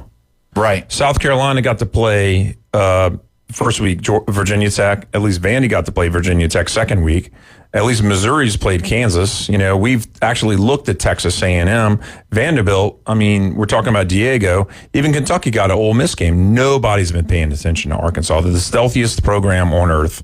Yeah. In the SEC. I'm sorry, not on earth. In the SEC. I mean, they're on our radar. It's on Tennessee's radar. They beat us last year, and we've got a revenge game this year. So, I mean, we're not sliding that game. But we saw how the revenge game between Ole Miss and Kentucky went. It was a shocking. 7-point. Yes. I know they were up. I know they were up by 10 before that, but still, 7-point win. Those 2 interceptions thrown by the Ole Miss quarterback. I'm just saying that Arkansas beating Ole Miss, people are going to start paying attention to Arkansas. They will. And they won't sneak up on Tennessee. They won't. They won't. But you got to look at it, and Brandon, you alluded to it. Austin Simmons is not who we thought he was as of right now. His body of work, he's a great athlete. He's smart. He's intelligent. He's already graduated. He's 19 years old. He's got all of these attributes going for him. But when he gets out there on the field, it just doesn't translate. And if you watch, he had some interceptions. He didn't throw the ball away. He's got an ankle injury. You know how those things are during the game, during the season. Oh, yeah. Those ankle injuries kind of take your movability or your ability to scramble away. They brought in the true freshman Trinidad Chambliss, who was more of a runner, it looked like, based off of the way that they ran their 2-minute offense. And so don't be surprised if you hear the name Trinidad Chambliss coming into the game for packages this week against Arkansas, and that's going to be the biggest thing. You know how it is in SEC football. If you can control the line of scrimmage, if you can get in the trenches and control it, that's where you're going to win most of your ball games. And realistically, when you look at Arkansas with their quarterback, this is his second year under Bobby Petrino to play with him. They're looking really good. Ole Miss just did not look good at all. I mean, for Lane Kiffin to come out and say that Austin Simmons looked like a more athletic Tua in college. I know Tua's not doing good in pros, but to say that and then for him to look so inaccurate, he was not accurate at all. He was missing throws. He was missing people. He looked a little confused. He looked like he didn't realize what was going on. The play calls were getting in late, and he was getting them set up late, so they had some times where they had to call timeout early. Those just, even, I don't care who you're playing. Yes, they were playing Kentucky. I wouldn't call them a juggernaut, but they're better than, like you said, Arkansas State. They're better than, East Mississippi Technical College. You know what I mean? They're better than those teams. But when you don't know I thought I was going to say East Tennessee. when you don't know your plays well enough and you don't know what's going on and you're getting close to that 10-second before the coach has to run over there and call timeout, that tells me that there's some problems going on. So, looking at that game, that's going to be one of those games that I think really could go either way. We're going to share our picks after all of this, after we go through everything. So we'll let you know who we're going to pick. You can also check in and tell us who you would pick for that one as well. But we're going to move on down the list. We're looking at a big game this weekend for 2 teams in the ACC. We're going to step out of the SEC for a minute just because I think it's a big game. You got Clemson and Georgia Tech. Obviously, Clemson coming off the loss. They come off the loss of LSU, but they come off a win, but not a very good win against Troy at home. Now they travel to Georgia Tech on Saturday at 11 o'clock, not a night game, which would make it a little bit more interesting. If you remember, Georgia struggled with Georgia Tech last year at Georgia Tech. So realistically, when you look at it, Clemson being led by Cade Klubnik, y'all know how I feel about him. He is not somebody that I think is going to do anything good. But, I mean, when you got Haynes King on the other side, you got a kind of the same type of quarterback. He doesn't really throw the ball a lot, but you got a lot of running. And, it seems like he's like Rocky Balboa. When he gets hit, he just like, I didn't hear no bell. He gets right back up, and he runs the same play, and he lets you hit him in the same spot. So, realistically, what are y'all thinking about, Jeff, when you look at that game? What do you think when you see Clemson at Georgia Tech? Does that really make a difference instead of being at Clemson on the which way you're going to pick later? Yeah, absolutely. If I told you any more, I'd give away that I'm going to pull the other way. No. That I'm going to I'll tell you right now, I'm going to pick Georgia Tech. Yeah. I am. I mean, yeah, because they just, you wouldn't be the only one. Yeah. I mean, when you look at the way they play hard. Their coach, Brent Key, is a offensive line coach, and they're going to, the one thing about it, they're going to try to control the line of scrimmage. They're going to try to play SEC football in the ACC, and that's what they're going to try to do. Here's an anomaly is that let me tell you the reason why I don't like playing pick'em. Because I'm picking a team like the Bears, and then I'm having to pull for them, and I don't like the Bears.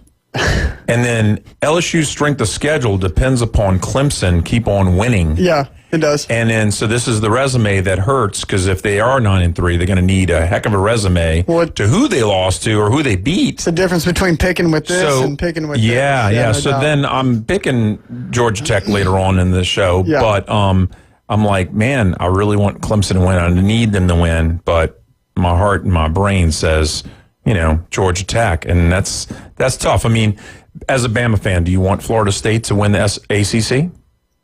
It's a good question. I don't know if I'd care about whether they win the ACC or not. But you can't have them fold. But I would rather them make the playoff and us get to play them again. Like, I don't like losing to people and not getting an opportunity to give me something back. Yeah. You know what I mean? Yeah. And I could care less if we play at Doak Campbell, Atlanta, at Tuscaloosa. I don't care. I want Florida State again. I want to get them back. I want to hear, I want to hear it. Wow. I want to hear all of it. And that's my hope. Like, so for me, I could care less who wins out of Clemson and Georgia Tech. I would rather, to be honest with you, I think the ACC, and we talked about this a little bit yesterday, I would rather the ACC just chomp each other up, which I think that's what they're going to do. I think they've got some pretty good teams there this year, and I think they're going to be a lot better, and they're probably going to play a lot better.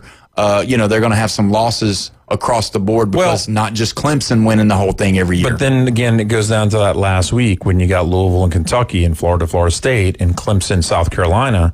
That's where the back is going to break. Yeah, for sure on ACC. And I'm not saying that they're not going to get two teams in, but there's a possibility that they could only get one team in. Yeah, I'm thinking one. But either way, so we'll move on and go to the next game, Wisconsin at Alabama. Now, when you look at Alabama, you've looked at two different teams. You had the Alabama that started it off with the Seminoles, and then now you've got the Alabama that showed up and played with more enthusiasm, more happiness, and I get it. I understand Louisiana Monroe is a nobody team, but I'm just telling you the way that they played. When you look at Ty Simpson did not throw an incomplete pass for 17 throws. He was 17 of 17, and that's something that's really good. Now, let me give you some inside information about Alabama that's been going on online. You had all three quarterbacks that played on Saturday, which is crazy. You had Austin Mack played, and Keelan Russell, he was there playing as well. And when you look at it, you had all these different people analyzing when they were in the game, what the ball looked like coming out of their hand, what they looked like running the offense. And I'm just going to tell you, there were people that were saying Mack needs to be in there. There's some people saying that Russell needs to go ahead and make the transition to the starting quarterback. So there's not a lot of Alabama fans that's really got a big type of what you would call confidence in Ty Simpson. And I know, obviously, everybody's listening online. I mean, those kids don't just turn the phones off anymore. They're all listening, so they all know what's at stake. So realistically, this is a game that Alabama needs to really enforce their will over on Wisconsin. I think they'll run the ball pretty well against them. I think we'll be able to do that. There's our right tackle is having a competition right now. And those two guys are going after it. A true freshman is pushing the starter, and it looks like he's pushing him right on out of the starting lineup. So you're going to see some people wanting to get in the game if we're playing like we did against the Seminoles. Yeah. I think it's easy to have success when you do not face adversity. So y'all playing UL Monroe, I don't think it tells a whole big story. Just like us playing ETSU, I mean, You can score 70 points on those people all day. I mean, with the amount of talent you have and everything like that. You had one bad thing, y'all scored, went down the field against Florida State. One bad thing happened, y'all crumbled. I'm not saying that y'all aren't going to win this game.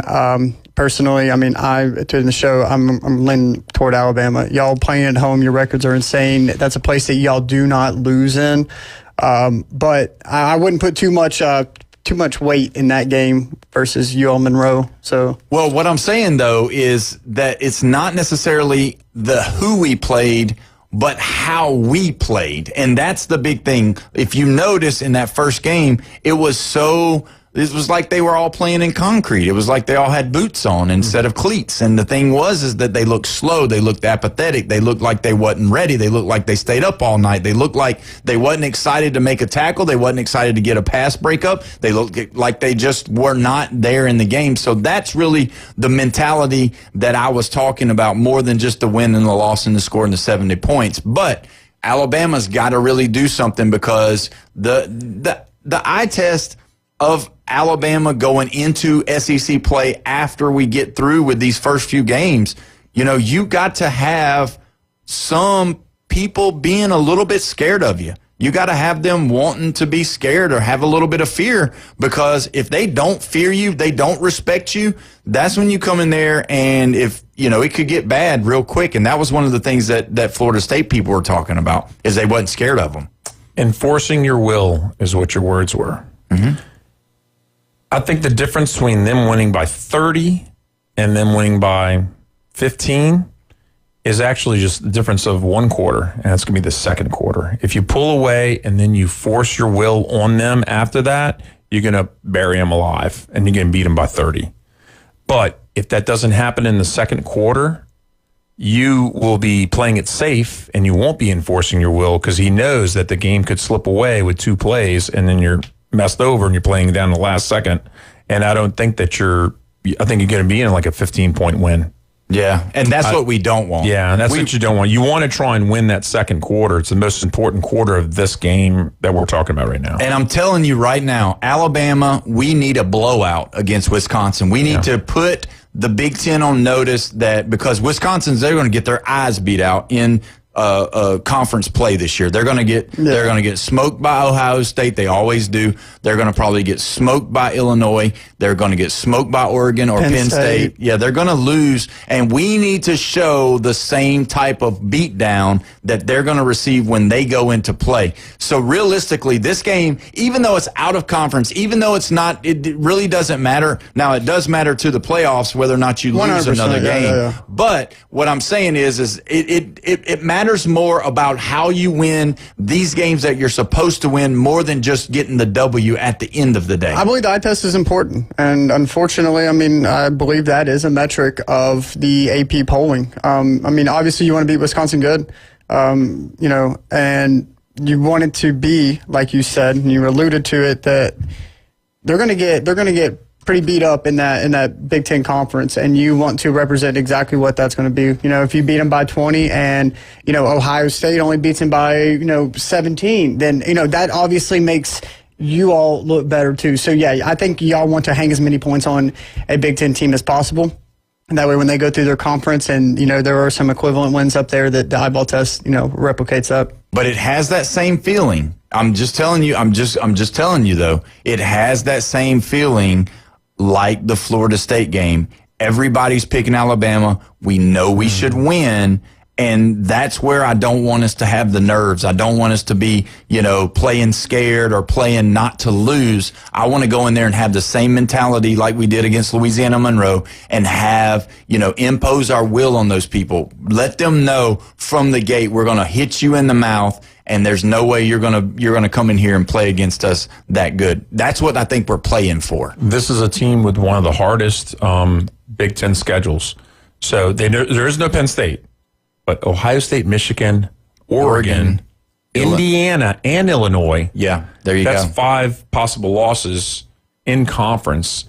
They lose to Bama, they're 6-6 at best. So they've got to pull an upset this year. Yeah, Adam. And we're talking about other teams like, Washington. We're not even talking about them. Yeah, Adam Sandler better get it in gear for the Wisconsin Badgers, because if he doesn't, he's going to have trouble, because that schedule looks really bad. You don't think he looks like Adam Sandler?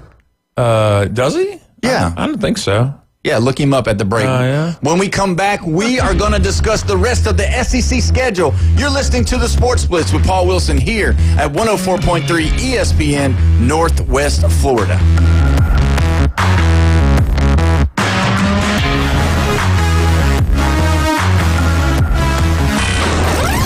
Taking your hot takes, rants, and takedowns.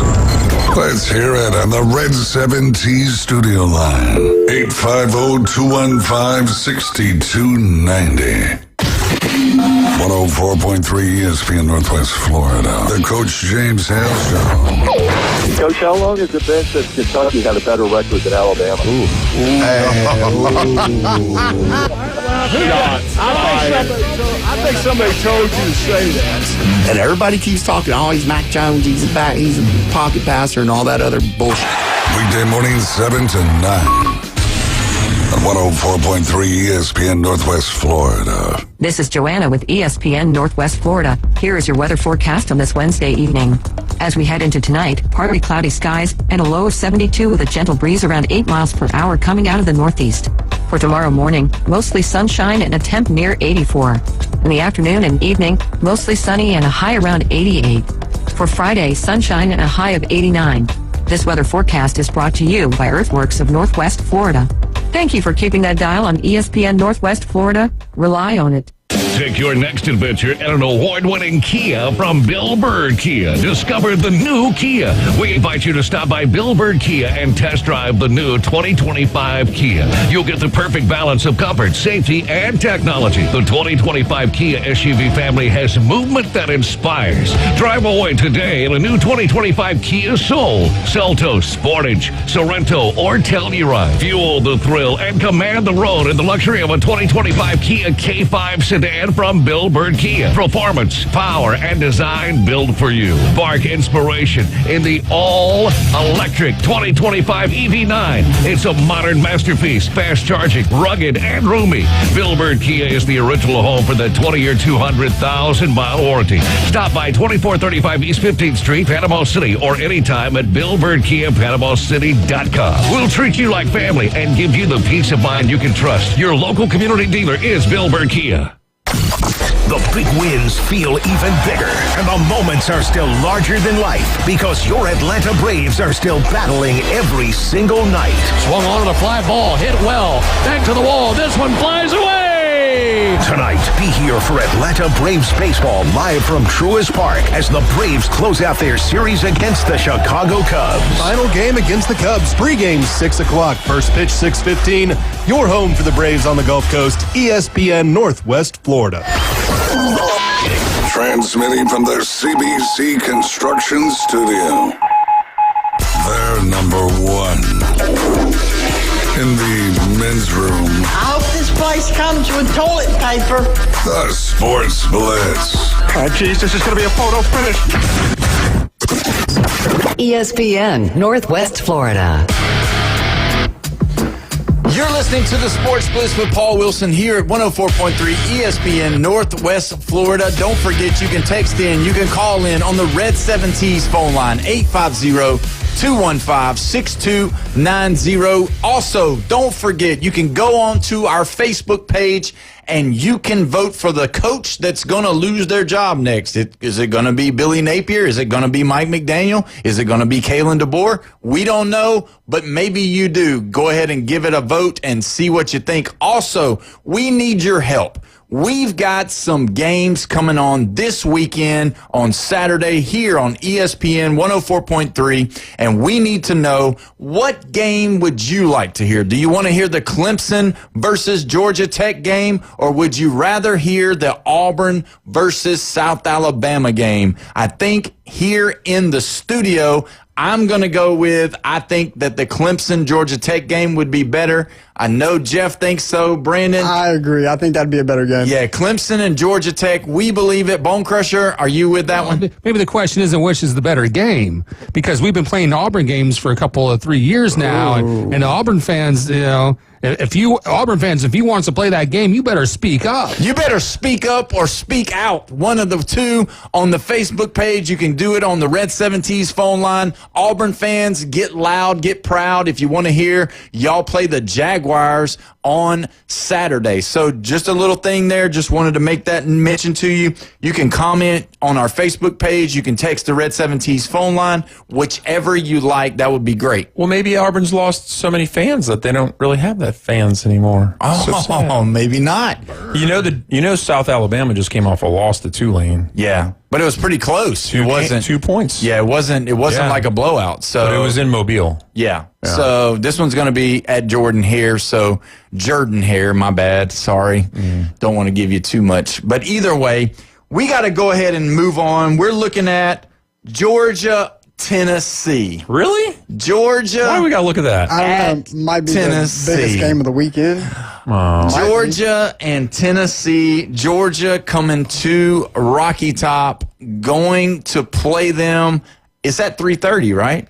3:30 Eastern, 2:30 Central. Yeah, 2:30 Central. 2:30. And that one's going to be on TV, so we're all going to be we're not going to have to worry about that one on the radio. We're going to be dialed in watching that one. Yeah, feet on the ground, eyes on the TV. So when's the last time Tennessee beat them?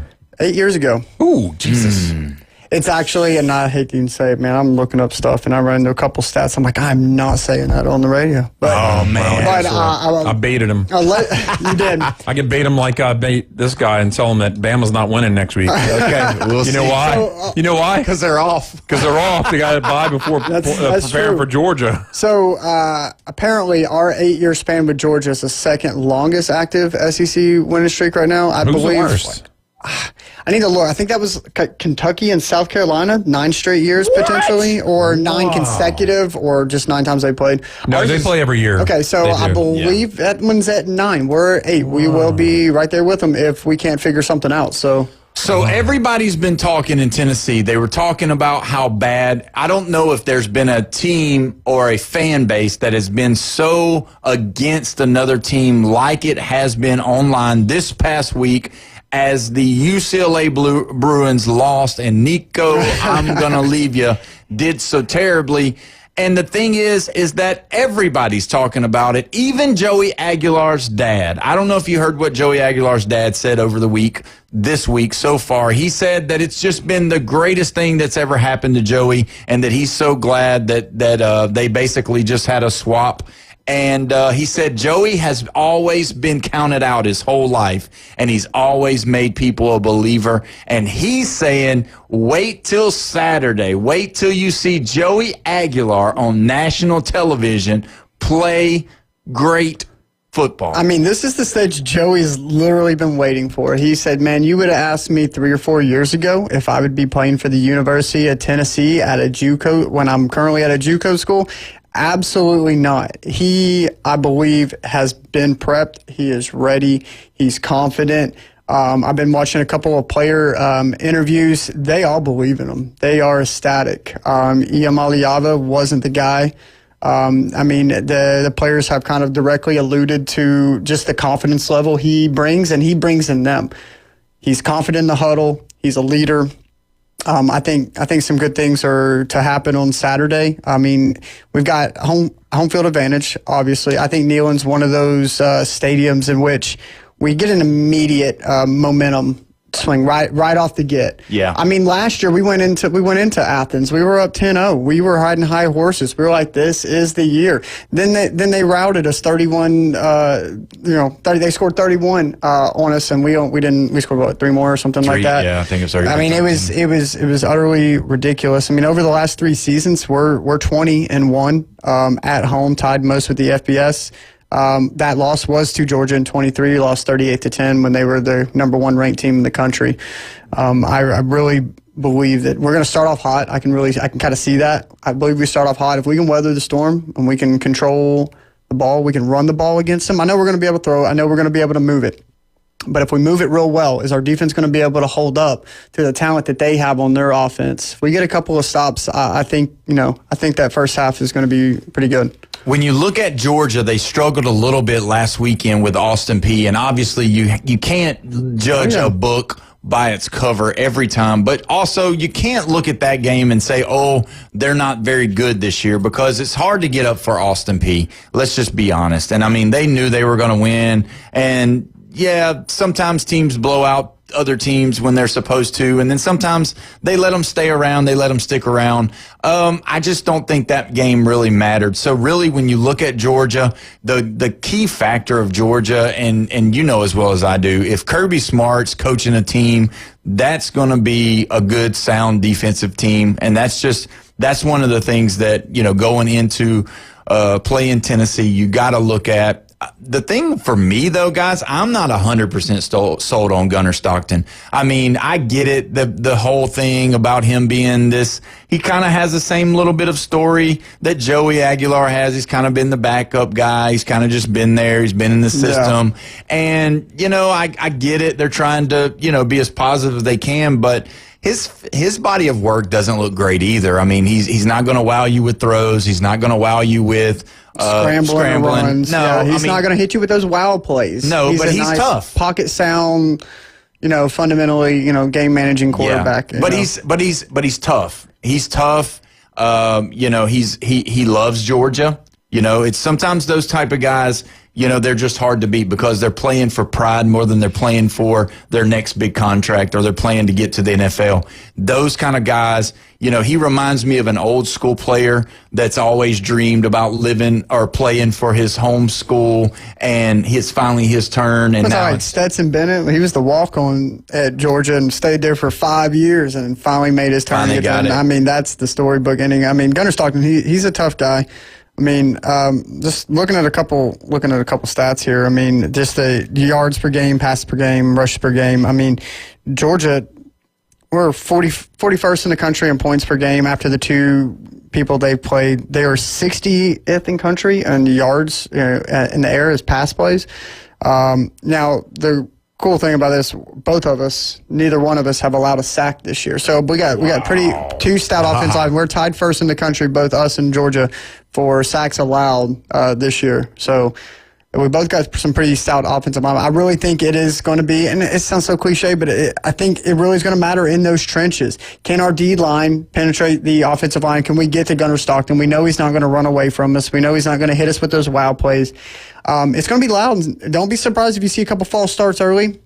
Their communication, their cadence, they better have a silent count, or they're not going to hear each other. I promise you that stadium is going to be the loudest you've heard it in several years, probably since the Tennessee-Alabama game. Yeah. It's a checkerboard game. It's a game day game. Fans show up to those. It is deafening. Yeah, it's going to be loud, and there's going to be a lot at stake. The problem that I see for Tennessee is the thing that you kind of mentioned first, and that was what happened with Syracuse at the beginning. You jumped out to a lead, and then you had to kind of hang on at the end. And Georgia has been known to eventually figure you out on offense.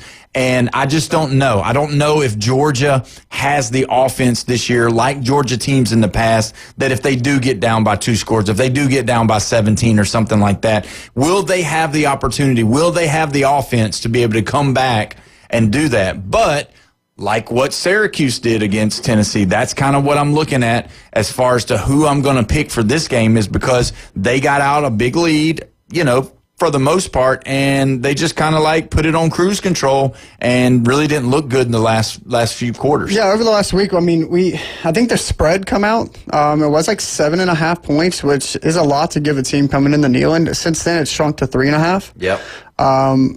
Not sure where that's coming from. I mean, ESPN with the BPI thing has got us at a 55% or something. They've got the odds for us winning. It's going to be tough coming in there. I believe it's going to be a good game. I don't think it's going to be a blowout either way. It could come down to the wire. Obviously, I'm rolling with my boys in Tennessee. I believe there have been past years where I'm I don't know if we can, or do we have enough, or can we do it? Let's see. This year, I feel good. I mean, it's a game that I feel like we could go in there and win. If we win, I'm not going to be shocked. I mean, it's something like that. We got a couple injuries here. It looks like we're still missing our 2 top cornerbacks. Yep. That's where I wonder if our secondary, if Gunnar Stockton does figure it out, if Kirby Smart opens up that playbook. Because a lot of Georgia fans have been saying that, hey, we haven't opened up the playbook. We're holding back. We're waiting for conference play. These 2 teams we know we're going to be able to beat. We're not opening up this playbook and showing everybody what we got. We can win without doing so. And I'm like, y'all that good to where you're just like, hey, we can run this set of plays, not show anything. I don't know. Kirby Smart, he's a great coach, so it wouldn't put me past him that they haven't completely opened up Gunnar Stockton, kind of easing him into it and maybe let some things loose against Tennessee. There's not one player on Georgia's offense outside of Gunnar Stockton that I can name by name right now. I don't know anybody that's on their team. I know they got 5 stars. Nobody has said anything much about their. Yeah, and I get it, but maybe it could be that Gunnar Stockton's just not throwing the ball that good to those guys that are 5 stars yet. So I don't know. I mean, have you got a chance to check them out any? Did you watch any of their games? I mean, you're going to see they're going to try to, run the ball. They're going to try to do the things that Georgia does, get you in those long third downs. They're going to try to they're going to, design their blitz packages a little bit different. Joey Aguilar is going to see defenses called against him that he's never seen before. And that's the thing. That's what, when you go to start thinking about who's going to win this game, who's going to really, and then you got to look at the home field advantage. That's going to be a big deal. So this game to me is it could possibly be even though it's the game of the week, it possibly could be the best game because it has so many things that you don't really know. Like, I don't really know how good Georgia's offense is. I know that they're going to be fast on defense. I know he's going to have their guys ready. I know his packages are going to be great. And then you got the flip side of that. I don't really know how good Joey Aguilar is against a good play caller on defense. And that's where those two are kind of like, man, I really don't know. Whereas in the Clemson game and the Georgia Tech game, I can kind of, work my way through because I've seen different aspects of what might work, but I don't see anything that makes me lean one way or the other outside of Tennessee's home field advantage. It's tough to play there. It's loud. It's crazy. It's going to be a little bit chilly probably. It's going to, as the sun goes down. I mean, what could happen in Rocky Top, that ugly orange with the white checkerboard? I don't know. Stuff could happen, and we could see a great game. This could be the game of the ages. But also, you got to look at the history. What's been happening lately? Well, it hasn't gone y'all's way. No, not at all. And so with it not going your way, it's going to be hard to not go Georgia's way. But there might be an opportunity for us to talk about that a little bit later. Yeah, last time we won, it was Jawan Jennings caught the winning touchdown in Athens. I remember that verbatim. It was so nice. Who's the quarterback? Who was the quarterback? I believe that was Josh Dobbs. Joshua Dobbs. The Pastronaut. Yeah. So here's what's interesting. So Tennessee moves the ball quick. Okay. So scored 7 times on Syracuse, punted 4 times, and had a fumble. So that's like 12 possessions. That's a lot. That is a lot. Put up 72 points in the second week.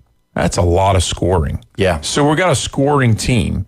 Are you going to need 34 points to win this game is the question, because giving up 26 to Syracuse and then 17 to East Tennessee State?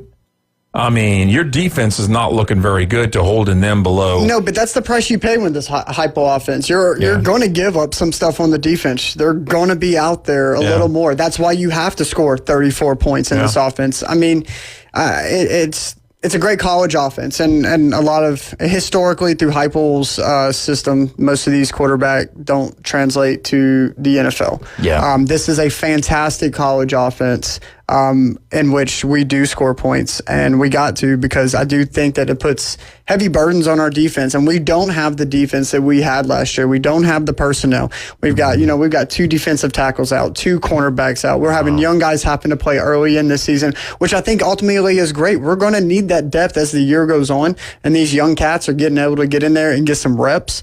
I don't think this Georgia game is a make it or break it as far as the year. Like these early games, you can lose early games, especially to a good ranked team. Not that we want to. Yeah. I don't think it makes it break it for them if we win, and I don't think it makes it or break it for us if we lose. So But to go back to the offense and defense situation, that's the price you pay for the hypo offense. So you're going to give up some points. You taking the over? Oh, yeah. Yeah, for sure. I am too. Well, when we come back, we're going to discuss this big game that's coming for the Florida Gators. You're listening to the Sports Blitz with Paul Wilson here at 104.3 ESPN Northwest Florida.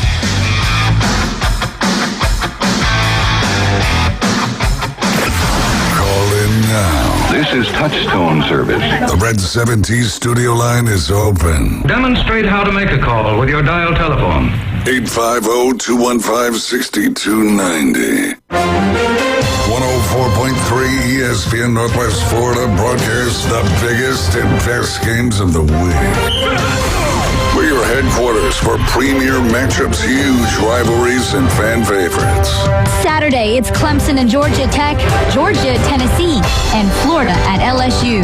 The Gulf Coast headquarters for college football is 104.3 ESPN Northwest Florida.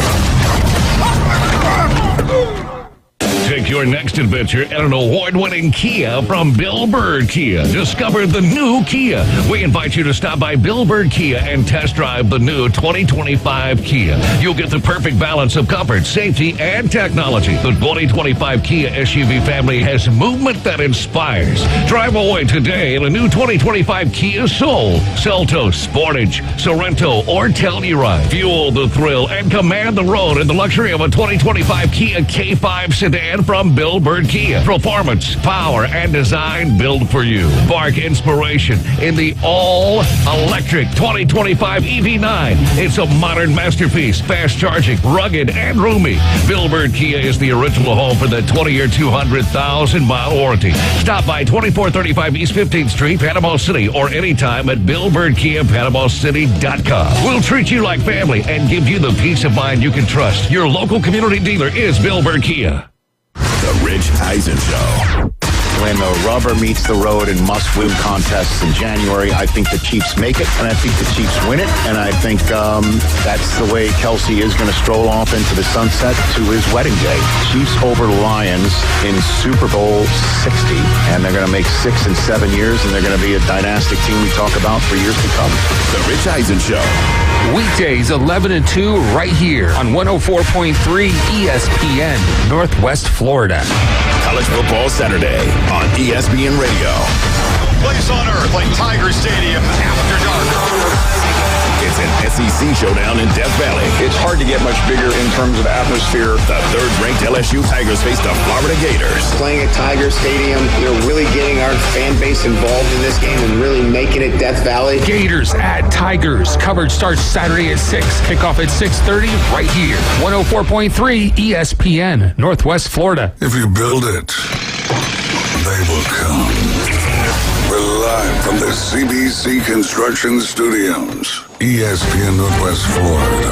It's the new Sports Blitz. Call in with your questions, hot takes, and rants at 850-215-6290. The Sports Talk Monster. ESPN Northwest Florida. And we are back at the Sports Blitz with Paul Wilson here at 104.3 ESPN Northwest Florida. Don't forget you can call in, you can text in on 850-215-6290. We're so thankful for all of the sponsors. Want to tell you about one real quick. AutoNation Ford in Panama City. If you need a vehicle, if you are in the market for a new vehicle, whether it be new or used, why don't you go see those guys over there at AutoNation Ford in Panama City? They will take great care of you. They will be there for you. They will stay long hours just to make sure that you get in the right vehicle for the right price for you. Go see those guys, AutoNation Ford, Panama City. We're so blessed to have Brandon with us. Brandon, tell us about Recommended Collision Center. Yes, sir. Thank you. Me and my father, we own Recommended Collision Center off 1329 Jinx Avenue in town, right there in Panama City. We do anything from small dents and scratches to all over paint jobs. If you get full blown wreck, we take all insurances. We have customer pay options. come in and see me and get a free estimate. If you're just curious to see what things, cost, come in. It doesn't hurt. I'm not going to charge you anything. You can get an idea if you're trying to build a budget to maybe do a little something here and there, trying to fix up your vehicle for, your 16-year-old son or daughter who may be, getting, their license here soon. We can spruce it up. There's a ton of things we can do. If you have any questions about anything car related, come see me at 1329 Jinx Avenue. That's right. Do you do detailing?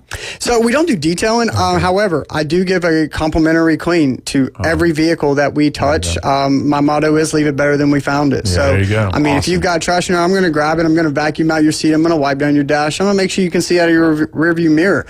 Leave it better than you found it. That's part of my goal as far as when we get these things cleaned up back to them. Because the city side population stays pretty basic, like it doesn't fluctuate as much as the beach side, obviously. Yeah. That'd be a great Christmas gift. Yeah. Give somebody a gift certificate for like a cleaning and all that. It'd be awesome. Yeah. Sprucing up. They'll have to sponsor the show, and we'll tell them about it. Anyway, let's look at this LSU Florida game. We've got the Florida LSU.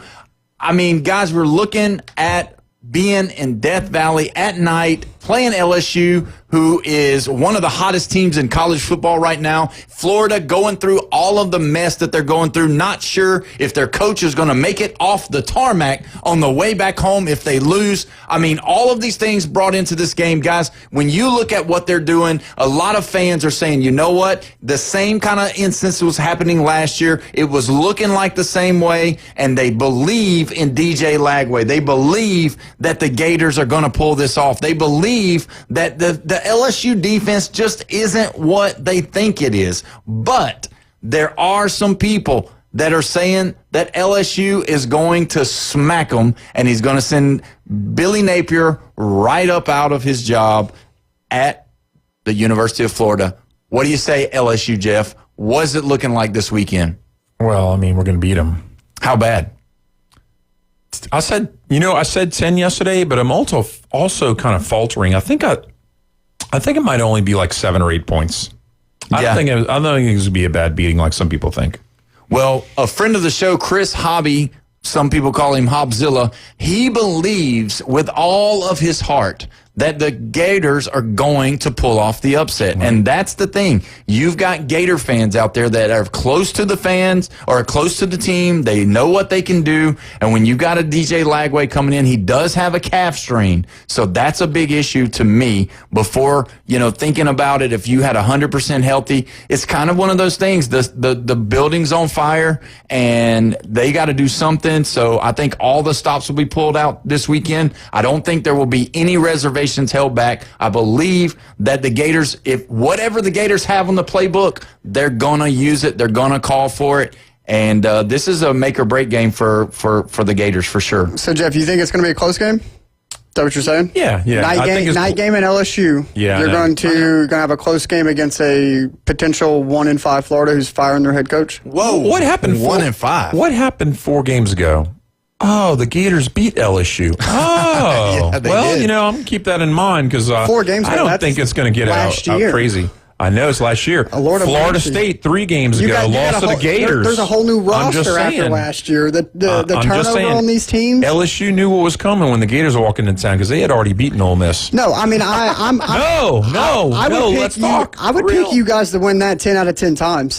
Just the fact that your confidence level, it seems to be sheared here. When you can't score but 23 on Louisiana Tech. I mean, when you're the number 3 team. You probably don't even know who the mascot of Louisiana Tech is. Oh, no, I don't know. It's the Bulldogs. Okay, but when you're the number 3 team in the nation, you're playing in your home stadium at night, notorious for being... I mean, notably, people say it's the hardest place to play at nighttime. Top 5, easy. Yeah. And so I'm just... No, don't build me up because we're Saints fans also. And we know how disappointment runs. We know how to lose, that's for sure. Okay, we know. I just want to see. Back in the day, they used to give you at the grocery store. They used to give you paper bags, and the reason why they gave you paper bags was so that the New Orleans Saints could wear them on their heads. Mm-hmm. That's why they don't give them out anymore in New Orleans. So either way, this game is going to be one of those games that is going to be detrimental to whoever loses, because don't think for a moment that if LSU fans believing that this team this year has what it takes to go a long way into the college football, possibly winning the SEC championship, if they go down there and they throw an egg to Florida like they did last year, and you will start hearing it from LSU, and it might make Billy Napier's seat get warm from blazing hot. So we'll see. We're going to move on to the next game, Texas A&M, Notre Dame. No, I'm sorry. We're going to South Florida, Miami game. We're going to step out of the conference real quick. South Florida being so hot. Miami still looking good to me,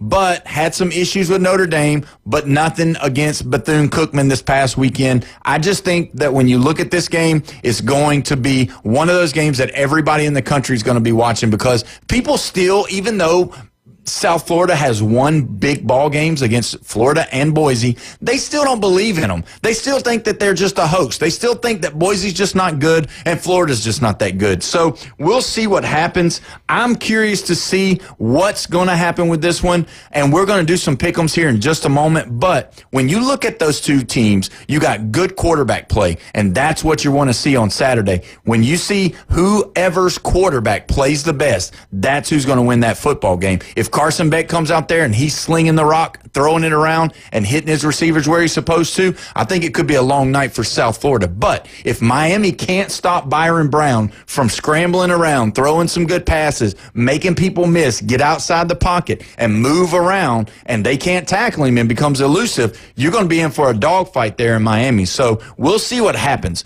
Guys, we only have a few little bit time to go. Let's go ahead and go through the pick'em. We're going to roll it through real quick. Jeff, we're going to start with you. Arkansas, Ole Miss. Ole Miss. All right, what you got, Brandon? I'm going with Arkansas. I am too. I'm going Arkansas wins that one. Clemson and Georgia Tech. What do you have, Jeff? I got Georgia Tech. I got Georgia Tech at home. Oh, man, just because y'all did that, I think I'm going to go with Georgia Tech as well. I got to do it. I don't feel Clemson this year. Cade Klubnik is my loser of the year, as you know. Alabama versus Wisconsin. Jeff, what you got? Bama. Alabama. Bama as well. Georgia, Tennessee. Jeff, where are you going? Georgia. Go Vols. Go Vols. I'm going to say Tennessee gets them this year. I think Tennessee is going to do it. Hey, streaks are meant to be broken, baby. That's right. Okay, let's move down to Houston and Colorado real quick. I don't believe Houston's going to be able to hang in there with them. I think Colorado takes that one. Jeff, what you got? I'm going Colorado, but footnote, Houston has played defense. I mean, they've only had 9 points, but they only played Stephen F. Austin and Rice. So yeah, they played nobody. I watched Colorado's first game. I was kind of impressed with the way they played. I think they're going to go into Houston. Martin Luther Staub is going to be quarterbacking for Colorado. That's what Deion called him. So anyway, West Virginia and Pitt. I got Pitt on this one. I don't think West Virginia can stop anything that they do. Yeah, I got Pitt. I've got West Virginia. All right. Okay. So now let's get into it. We're going to go Miami and South Florida. Everybody's been picking against South Florida. They've made everybody a believer, or have they? What you got, Brandon? I think it's too much for Brown to be the leading rusher and passer and do everything on that team. The only thing he's not doing is making tackles. I'm going to go with the Hurricanes. All right. What you got, Jeff? I'm going with the Canes. I'm going with the Hurricanes as well. I think the buck stops in South Florida. So either way, now we're looking at Vanderbilt and South Carolina at South Carolina. Jeff, what you got? Gamecocks. Gamecocks, what do you say? I still believe in Sellers. Let's go South Carolina. Yeah, I think South Carolina will get them. I do believe that's going to be a close game, though. I think don't put your popcorn away. I think it's going to be one of those type games. Texas A&M and Notre Dame. What you got, Jeffrey? Ugh.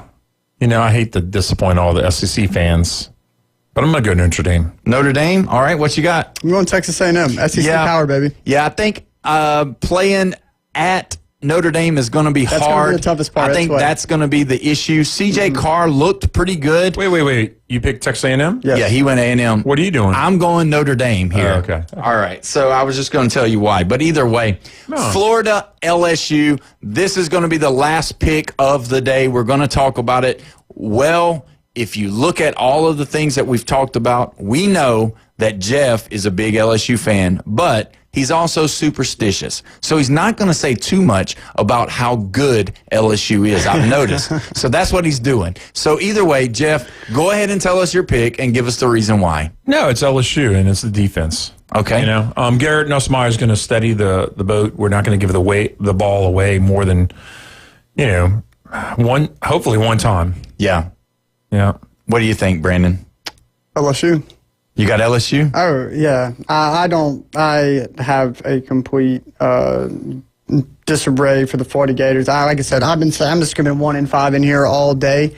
Believe that's where they're going. That's probably where Billy gets let go. So it's Miami, Texas A&M are the three behind it. So after falling to 1-2 by losing to LSU, Miami game is really important, and an A&M game is just as important, really. Realistically, everything moving forward for him is important because tough. it's going to be that job. But the sad part is these three games being behind the 1-2 start, 1-5 is a possibility. He brought it up, and in Mississippi State, it's too late.